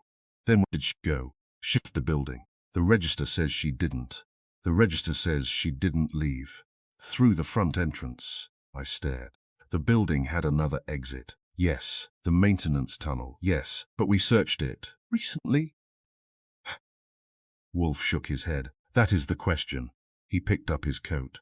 We are going back. Tonight? Now. I grabbed mine. As we stepped toward the door, Wolfe stopped. The special visitor. What about him? He entered at 5:49. Yes. Left at 8:07. Yes. Clara's final notation was 8:23. 6 minutes after he left. Exactly. Meaning? Wolfe opened the door. Clara was still inside after he left. And then? Someone helped her leave. Who? Wolfe looked down the wet street. That is what we are going to find out. We stepped into the rain. Behind us, the brownstone was quiet. Ahead, Manhattan shone under the street lamps. Somewhere in the old Harcourt connection, spent 21 years manufacturing a false memory.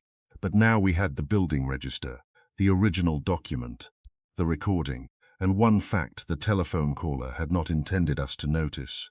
Clara Whitmore had not disappeared when the others remembered her disappearing. She had remained inside, and if the register was correct, someone had been with her. The 4th person in the photograph was no longer the most important mystery. The 5th person was the one who entered at 5:49, the one who left at 8:17, and the one whose name had never been written down. Chapter 7. The woman who changed her voice. Wolfe did not announce that he had identified Clara Whitmore. He never announced discoveries prematurely. He allowed them to mature. That morning, he ate breakfast in complete silence, read 2 newspapers, inspected 3 orchids, dictated a letter to Theodore Horstman concerning a botanical catalogue, and finally informed me that I was to telephone Inspector Kramer. Why? Tell him to come. About Clara? Yes, are we sure? We are sufficiently sure. That's not the same thing as when I picked up the telephone. Before I could dial, Wolfe added, do not mention her name. Why? Because if Clara Whitmore is listening, she may leave. I put down the receiver. You think she's listening now? I think she has been listening for several days. How? She has demonstrated an interest in everything we do. Then she knows we've identified her. No. Why? Not? Because we have not identified her. I looked at him. You're telling me to call Kramer about a woman who doesn't exist? Wolfe nodded. Precisely. Inspector Kramer arrived at 10:20. He came in wearing the expression of a man who had been dragged from 3 hours of paperwork into another problem created by Nero Wolfe. He looked at me. Where's the fat genius? In the office. Is he eating? Of course. Good. At least some things remain dependable. Wolfe heard him. Good morning, Kramer. Don't good morning me. Sit down. Kramer sat. Wolfe indicated the photograph. Do you know this woman? Kramer looked. Clara Whitmore. How do you know? Her name came up in the old file. You have a file? We had a missing person inquiry. 21 years ago? Yes. Who filed it? Her employer. Bellamy. Marsh? Yes. Was she ever found? No. Was she declared dead? No. Why? No body. Wolfe nodded. Excellent. What's excellent? That you preserved the file. I don't preserve files for your entertainment. Of course not. Kramer looked at me. What's the point? Wolfe picked up the blue envelope. The woman you were told disappeared did not disappear. Kramer leaned forward. What do you mean? She left alive. Yes, how? Through a route the police did not search. Kramer swore under his breath. Where? The Harcourt Theatre. He looked at me. The theatre, eventually. You're connecting this to the Harcourt? Yes. Kramer shook his head. I don't like it. You rarely do. What evidence? The building register. I handed it to him. He read. Clara entered at 542. Yes. No exit. Yes. Special visitor. Yes. Then C. W. Yes. Could be another person. Correct. Clara. I am saying the record supports the possibility. Kramer looked at Wolfe. What's your theory? Wolfe smiled. My theory is that Clara Whitmore has spent 21 years listening. Kramer stared. Listening to what? People remembering. The Harcourt Theatre was colder than I remembered. It had the peculiar smell of old buildings that had spent too long without a purpose. Dust, wood, damp plaster, old fabric. The city had fenced off the main entrance, but Kramer had arranged access. We entered through the side. Archie, Kramer, Wolfe, and I were not exactly a natural touring party. Wolfe had insisted on coming, despite his hatred of unnecessary movement. I have already walked too much this week, he said. You've walked from the office to the dining room. Exactly. The theatre's stage was dark. The old balcony hung above us. I looked toward the observation chamber. The calls came from here. Some of them, Wolfe said. How do you know? I don't. Then why bring us here? Because Clara did. Kramer turned. What? Wolfe pointed to the floor. Look, there were marks in the dust. Not footprints. Chair legs. Several chairs had recently been moved. Kramer crouched. Someone's been here. Yes. Recently. Yes. How recent? 3 days. How do you know? The dust. Kramer looked at me. Does he always do that? Yes. Must be exhausting. It is. We followed the marks toward the balcony. At the rear was a narrow door. Behind it was the observation chamber. The room was empty, but there was a table. On the table was a tape recorder. Beside it were 3 envelopes. Each contained a transcript of one of the telephone conversations. Kramer opened one. Bellamy. Another. Ralston. Anovelin. Wolfe looked at the pages. She kept copies. Why? Because she was collecting evidence. Kramer looked at him. Against whom? Wolfe pointed downward. Against the audience. We spent 2 hours examining the chamber. It contained more than transcripts. There were photographs, copies of letters, old receipts, bank statements, legal memoranda, newspaper clippings, and dozens of handwritten notes. One line appeared repeatedly. Who still has it? Another. Who remembers which version? Another. Do not ask directly. I looked at Kramer. This isn't revenge. No, she's investigating them. Yes. Wolfe picked up one of the transcripts. The calls were interrogations, disguised as hauntings. Correct. She wasn't trying to scare them. No, she wanted information. Exactly. Why use 3 voices? Wolfe looked at transcripts. Because each voice unlocked a different memory. Yes. Laura for Bellamy. Yes. Helen for Ralston. Yes. And she listened to what they said. More importantly, she listened to what they denied. Kramer frowned. Explain. Wolfe placed 3 pages beside one another. Bellamy claimed Clara had been paid. Yes. Ralston claimed Clara had left before the signing. Yes. Evelyn claimed Clara never attended. Yes. Each statement, version of the documents. Kramer looked at the papers. So Clara was finding out who had what. Exactly. What did she discover? Wolfe tapped the table. Bellamy still had the false receipt. Ralston had the altered agreement. Evelyn had the family copy of Margaret's genuine signature. I stared. How do you know? Because the caller asked each one a different question. What questions? She never asked directly. Why? Because direct questions cause preparation, and indirect questions. I smiled. So she made them remember, yes. By using voices they trusted, yes, and she compared the answers. Exactly. Kramer looked around the room. Then why not simply take the documents? Wolfe turned toward him. Because she didn't know who possessed them. She could have followed them. Not safely. Why? Because the 3 witnesses had spent 21 years believing the matter was dead. Kramer frowned. Until she called. Then why call Archie? To involve us. I looked at Wolfe. Why me? Because you are useful. Touching. Also because she knew you would investigate. She knew about you. Yes, she knew about Kramer. Likely. Then she wanted us to find her. No. Wolfe's eyes narrowed. She wanted us to find the documents. At noon, a woman entered the theater. She was perhaps 50 years old. Grey coat, dark hair, gloves. She walked slowly toward us. Kramer reached for his weapon. Wolfe raised one hand. Wait. The woman stopped. She looked at Wolfe, then at me, then at Kramer. I assume you found the chamber. Her voice was calm. Who are you? Kramer demanded. She looked at Wolfe. Ask him. Wolfe nodded. Clara Whitmore. The woman smiled. Yes. Kramer moved forward. She did not retreat. You've been missing for 21 years. I have been living. Under what name? Several. Why? Because Bellamy and Marsh made sure my name was worthless. Kramer looked at Wolfe. Wolfe said nothing. The woman continued. My name became associated with theft, dishonesty, breach of contract, and professional misconduct. Did you steal? No. Did you forge anything? No. Did you disappear? Yes. Why? Because staying would have destroyed me. Her voice changed slightly. Not into another person's voice, into her own, older, rougher. Bellamy had money. She looked at the documents. Ralston had the law. She looked toward the empty stage. Margaret had the family. And you? I had the truth. Kramer said. Then why didn't you go to the police? Clara smiled sadly. I did, 21 years ago. Yes. What happened? They believed Bellamy. Kramer stiffened. Who? The detective. Name? Detective Harold Mercer. Kramer frowned. I know that name. Of course. He was disciplined. Later, why? He accepted a statement from Ralston. What statement? That I had taken the manuscript. I looked at her. You were accused of stealing it. Yes. Did you? No. Where was it? With Bellamy. Then why wasn't it found? Because it wasn't a manuscript anymore. I frowned. What does that mean? It had become evidence. Of what? Wolfe spoke. The manuscript contained financial records. Clara looked at him.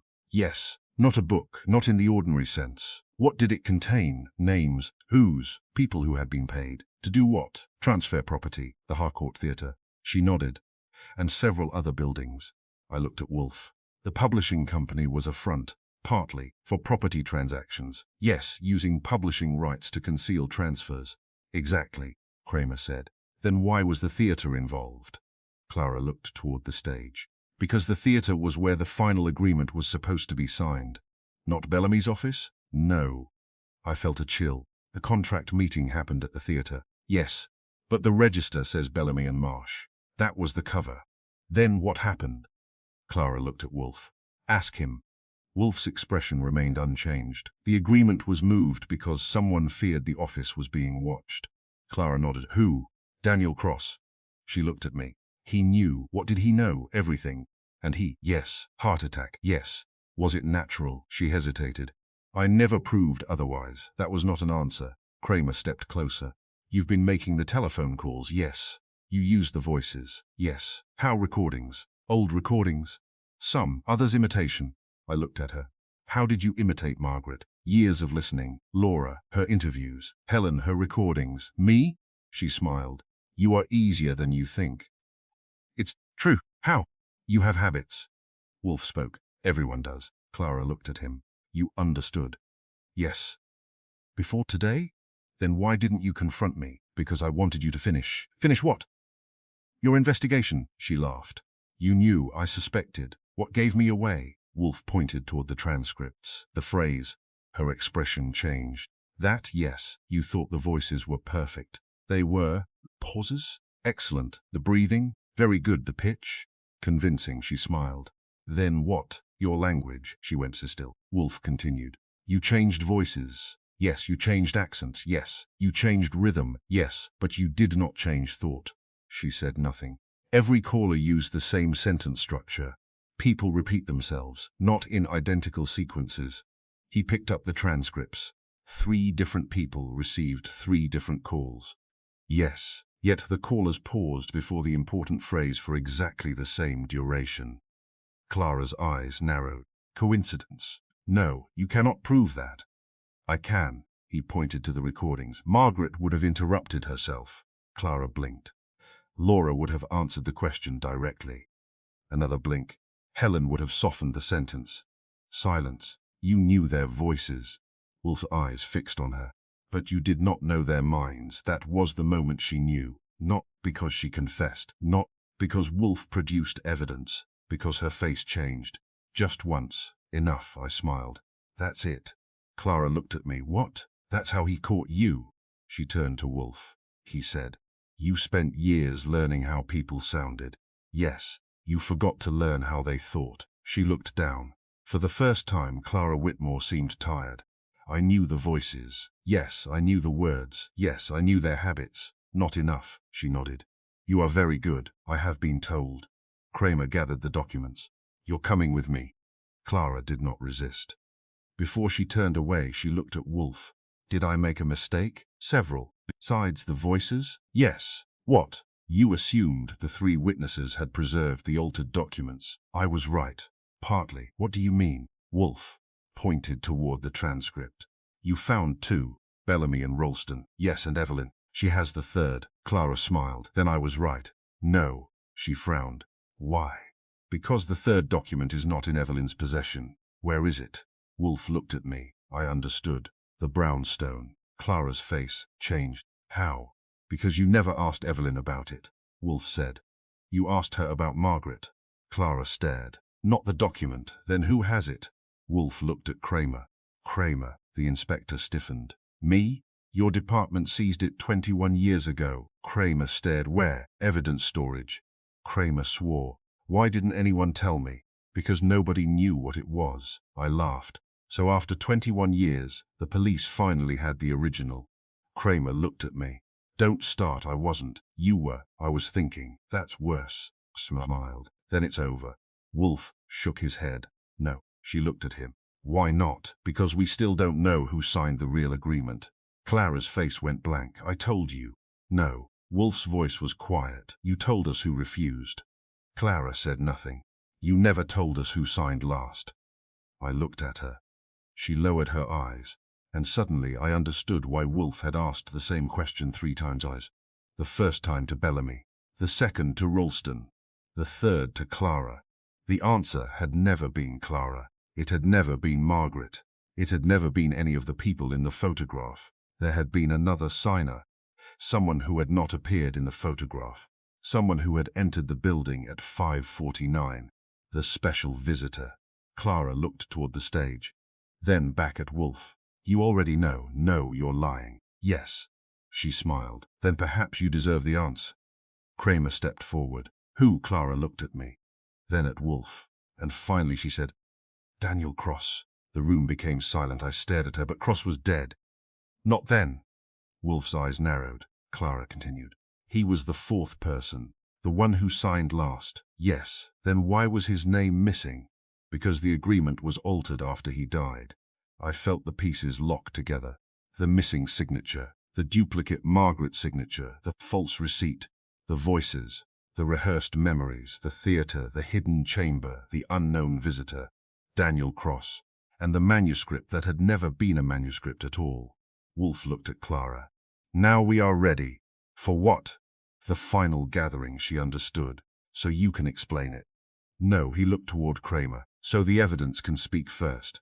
Then he turned to me. Yes? Tomorrow morning, have everyone come to the brownstone. Everyone. Bellamy, Ralston, Evelyn, Clara. Kramer? Yes. The old technician? And whoever possesses the original document. Yes, I smiled. That's going to be crowded. Wolfe returned to his chair. It will be intolerable. You're looking forward to it. I am looking forward to being rid of it. Kramer led Clara toward the exit. At the door she said, "Mr. Wolfe." He looked up. "Yes, you were right about one thing." "What?" "I did learn their voices." She smiled faintly. "But I never learned how to become them." Wolfe nodded. "That was your mistake." She left. I stood beside the window. Rain had begun again. The city was turning silver under the streetlights. 21 years of lies had been reduced to a photograph, a tape, a contract, a building register, and a woman who had learned to speak in 3 voices. But one question remained. Who was Daniel Cross really signing for? And why had a dead man's signature been removed from every surviving version of the agreement? Wolfe had called for the final gathering. That meant he already knew the answer. I just didn't know it yet. And with Nero Wolfe, that usually meant I was about 12 hours away from finding out something I would wish I had discovered sooner. Chapter 8. Wolfe removes the mask. By 10 o'clock the next morning, the office at West 35th Street had acquired the atmosphere of a courtroom, a funeral parlor, and a particularly unpleasant family breakfast. I had arranged the chairs. Wolfe had arranged the people. That distinction mattered. Clara Whitmore sat nearest the window.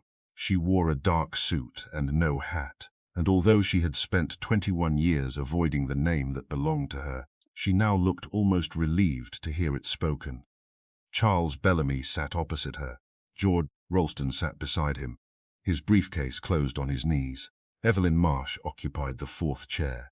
Inspector Kramer stood near the door. He had brought 2 officers with him, but Wolfe had sent them downstairs. Why? Kramer had demanded. Because 8 men in this room would make the explanation less comfortable. For whom? For me, Kramer had grunted. I had brought in coffee. Nobody wanted it. Wolfe did. He sat behind his desk, broad and immovable, with his morning beer within reach and a blue envelope lying in front of him. The orchids beyond the office door were bright and indifferent. That was one advantage of orchids. They never cared whether a man had forged a contract 20 years ago. Wolfe looked at the 4 people. "Before we begin, I want one fact understood." Bellamy shifted. Ralston frowned. Evelyn looked at Clara. Kramer folded his arms. Wolfe said, "This is not a confession." Kramer said, "It may become one. I hope so." "Why?" "Because confessions save time." I sat down. Wolfe took a sip of beer. "The difficulty in this matter has not been the absence of evidence." He looked at Clara. "It has been the abundance of false memories." Nobody spoke. Wolfe continued. 3 people received telephone calls from a woman using voices that belonged to people they had known. Each caller heard a different voice. Each caller was told the same sentence. He looked at me. "Archie," I said, "you left it where the light could find it." "Precisely." He turned to Bellamy. "You heard the voice of Laura Pierce." Bellamy nodded. "Ralston, you heard Helen." Ralston said nothing. "Mrs. Marsh, you heard your sister Margaret." Evelyn nodded. The voices were convincing. "Completely," Bellamy said. "Yes." Bellamy looked toward Clara. "She sounded exactly like Laura." Of course. How could she?" Clara answered quietly. "Because I knew Laura." Bellamy stared. Wolfe raised a hand. "Not yet." Clara fell silent. Wolfe continued. "The voices were excellent disguises." He touched the transcript, but the language was not. Kramer leaned forward. "That's the part you mentioned yesterday." "Yes." Wolfe looked at him. 3 people, 3 voices, 3 different memories. He placed 3 transcripts side by side, yet each conversation contained the same sentence structure. I leaned over. "Same rhythm." "Yes." "Same pauses." "Yes." "Same phrase." "Yes." Wolfe tapped the papers. "That is impossible if 3 different minds are speaking." Clara smiled faintly. "Unless the same person is speaking, correct?" Bellamy looked at her. "You." Clara said nothing. Wolfe continued. "That was the first mistake." "The voices?" Kramer asked. "No, the language." "Yes." Clara looked down. Wolfe said, "You learned to imitate voices." She nodded. "You learned their pitch." Silence. "Their breathing." Silence. "Their pauses." Silence. "Their pronunciation." Still silence. "But you did not learn their habits of thought." Clara looked up. Wolfe met her eyes. "That is considerably harder." Evelyn spoke. "She was trying to frighten us." "No." "Then what?" "She was trying to make you talk." Evelyn looked confused. Wolfe turned to her.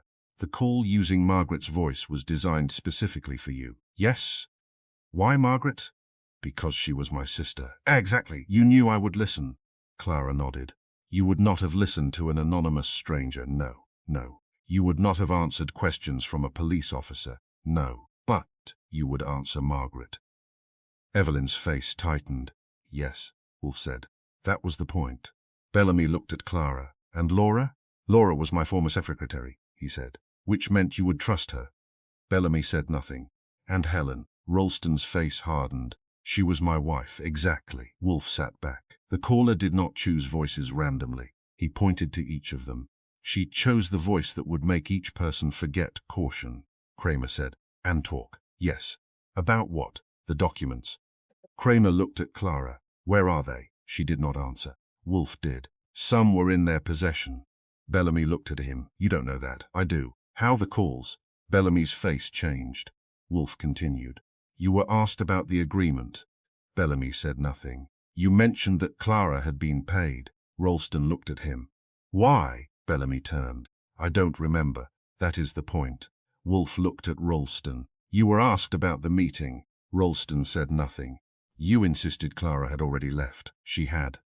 No. Ralston looked angry. You weren't there. I don't need to be. Wolfe pointed to the building register. You were there after the time you now claim you left. Ralston's mouth opened, then closed. Wolfe turned to Evelyn. And you were asked about Margaret.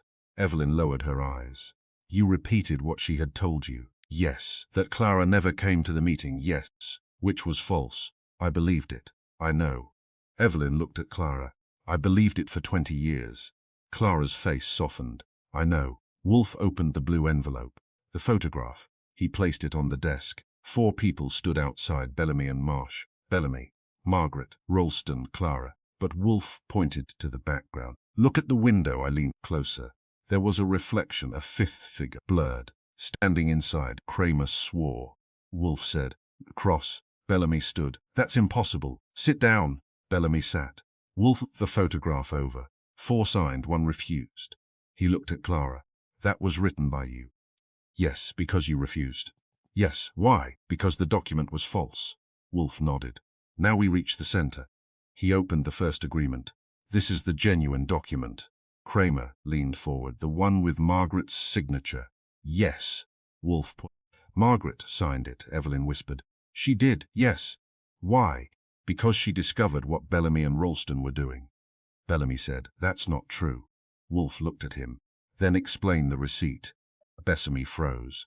I placed the receipt on the desk, 3 days before the contract, payment to Clara, but Clara had received nothing. Wolfe said, the receipt was prepared before the contract was signed. Bellamy said nothing. Why? No answer. Wolfe looked at Ralston. You know. Ralston swallowed. Yes. Ralston stared at the floor. We needed Clara's rights. For what? The manuscript. What was in it? Ralston said. Financial records. Kramer leaned forward. Financial records of what? Ralston hesitated. Property transfers. The room became silent. Wolfe nodded. The publishing company had been used to move ownership interests through private agreements. Bellamy said. That wasn't illegal. Wolfe looked at him. Not all of it, Kramer said. Enough of it, Wolfe continued. Clara discovered the arrangement. Yes, Clara said. She refused to sign. Yes. Margaret then discovered the altered agreement. Yes. And signed the genuine one. Evelyn stared at Clara. My sister was trying to help you. Clara nodded. Yes. Why didn't she tell me? Because she thought she could handle it. She couldn't. No. Evelyn closed her eyes. Wolfe opened the second document. This is the altered agreement. He pointed to the 4th signature. Margaret. Kramer frowned. Why is her name where Clara's should be? Because Bellamy and Ralston needed Clara's signature to appear genuine. Ralston said, we didn't forge anything. Wolfe looked at him. No, Ralston stared. You didn't forge Clara's signature. No, you used Margaret's genuine signature twice. Bellamy looked at Ralston. Wolfe continued. That was clever, Kramer said. Clever? Why? Because a forged Clara signature could be challenged immediately.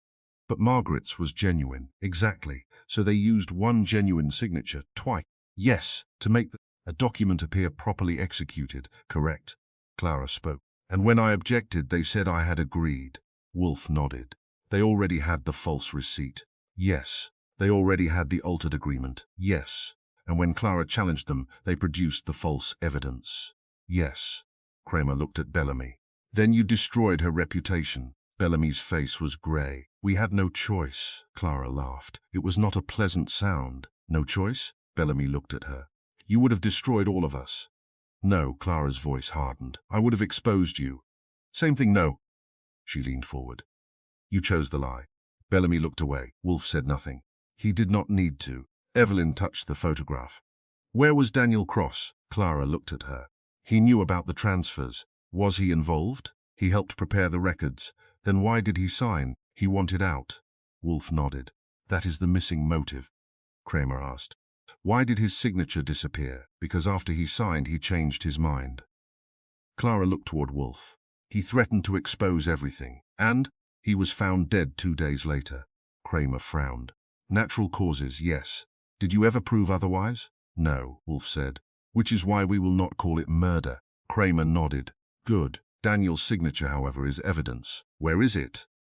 Kramer opened his briefcase. He removed a folder. This was in evidence storage. I looked at him. 21 years. Yes. Nobody noticed. No. That's reassuring. Shut up, Archie. Wolfe took the document. He studied it. Then he placed it beside the genuine agreement. The signatures matched. The dates matched. The handwriting matched. Kramer exhaled. So Cross signed, yes. And then the agreement was altered. Yes, by Bellamy and Ralston. Wolfe looked at them. Yes, Bellamy finally spoke. We didn't intend for it to go this far, Wolfe said. That sentence has been spoken by criminals since language began. Ralston closed his eyes. It was supposed to be temporary. What was temporary? The altered agreement. Why? To obtain control of the manuscript. Then we planned to return it. Clara laughed. You never planned to return anything. Ralston looked at her. We were going to settle it. When? After the property deal. Wolfe said there was the mistake. Which one? You thought the evidence would remain hidden. Evelyn looked at Clara. Why did you come back? Clara was quiet for several seconds. Because Margaret died. That was when? 4 years ago. Evelyn nodded. She died believing you had betrayed her. Clara looked at her. No, she never told me. Because she knew she had failed. Failed to expose them. Evelyn began to cry. Clara continued. Your sister kept the genuine agreement. Where? Clara shook her head. I never found it, Wolfe said. Till recently? Clara looked at him. Yes, you found the cabinet. Yes, and the hidden document. Yes. But not the final evidence. No. So you began the calls. Yes. To locate the remaining copies. Yes. Not to kill anyone. No. Not to blackmail anyone. No. To identify who still possessed the evidence. Yes. Wolfe nodded. That is why you needed Bellamy, Ralston and Evelyn to speak, Clara said. I needed them to reveal what they remembered and what they had preserved. Yes, you succeeded. Partly. Wolfe pointed toward Kramer's briefcase. Completely. Clara looked at it. Then she smiled. Then I suppose I am finished. Kramer stood. Not quite. He took the documents. You're coming with me. Clara nodded. She did not resist. Bellamy and Ralston stood as well. Kramer looked at them. You two are coming too, Bellamy said. For what? Kramer looked at the evidence. For answering some questions. Ralston's face fell. Wolfe said. And Inspector. Kramer turned. Yes, Mrs. Marsh. Kramer looked at Evelyn. She is not a suspect. I know. She should be allowed to leave. Kramer nodded. Evelyn stood. She looked at Clara. For a moment neither woman spoke. Then Evelyn crossed the room. She took Clara's hand. My sister was trying to help you. Clara's eyes filled. I know. Evelyn nodded. Then I am glad you survived. Clara squeezed her hands. So am I. Kramer led the others out. Bellamy looked back once. Ralston did not. Clara did. Wolfe gave her a slight nod. Then the door closed. The office became quiet. New York continued outside. A truck groaned down the street. Someone shouted from the sidewalk. A taxi horn sounded. The Orchids stood beyond the door in their warm room, untouched by fraud, death, memory, or human ingenuity. I poured myself a beer. Wolfe reached for his. I said, you know, she was good. Yes, yes. Those voices. Bellamy swore. Laura Pierce was speaking. Yes. Ralston believed Helen. Yes. Evelyn believed Margaret. Yes. And I nearly believed my own voice. Wolfe drank. That was because you are accustomed to hearing yourself. I still say the disguises were excellent. They were. So what finally gave her away? I told you. The language. Yes, the phrase. Yes, the pauses. Yes, I sat down. Still, Archie Goodwin, speaking as Archie Goodwin, is a difficult voice to imitate. Wolfe ignored that. I looked at him. Was Clara really that convincing? He reached for his beer. Voices are cheap disguises. I waited. He took a drink. The mind, he said, is considerably more difficult to alter. I smiled. That's the whole case, isn't it? No. No. The whole case was that people prefer familiar voices to uncomfortable truths. I considered that. That sounds almost philosophical. It is merely accurate. You're becoming sentimental. Don't be absurd. I laughed. Wolfe reached for the newspaper. The case was finished. The documents were in Kramer's hands. The old fraud would be examined. Margaret's name would finally be cleared. Clara Whitmore would no longer be a vanished woman in a forgotten file. And the three voices that had haunted Bellamy, Ralston, and Evelyn would become what they had always been. Masks, nothing more. I went to the window. The rain had stopped. Manhattan glittered beneath a pale afternoon sky. For 21 years, Clara Whitmore had carried the truth in silence. Then she returned with 3 borrowed voices and 1 unmistakably stubborn mind. She had learned to speak like the dead. But Nero Wolfe had proved that no voice, however perfect, could disguise the habits of the person speaking it. And in Wolfe's world, that was enough. The woman had changed her voice. She had changed her name. She had changed her life. But she had never changed the one thing that mattered, her mind. And that, as Wolfe had demonstrated once again, was the disguise no clever criminal, witness, or telephone caller could wear for long.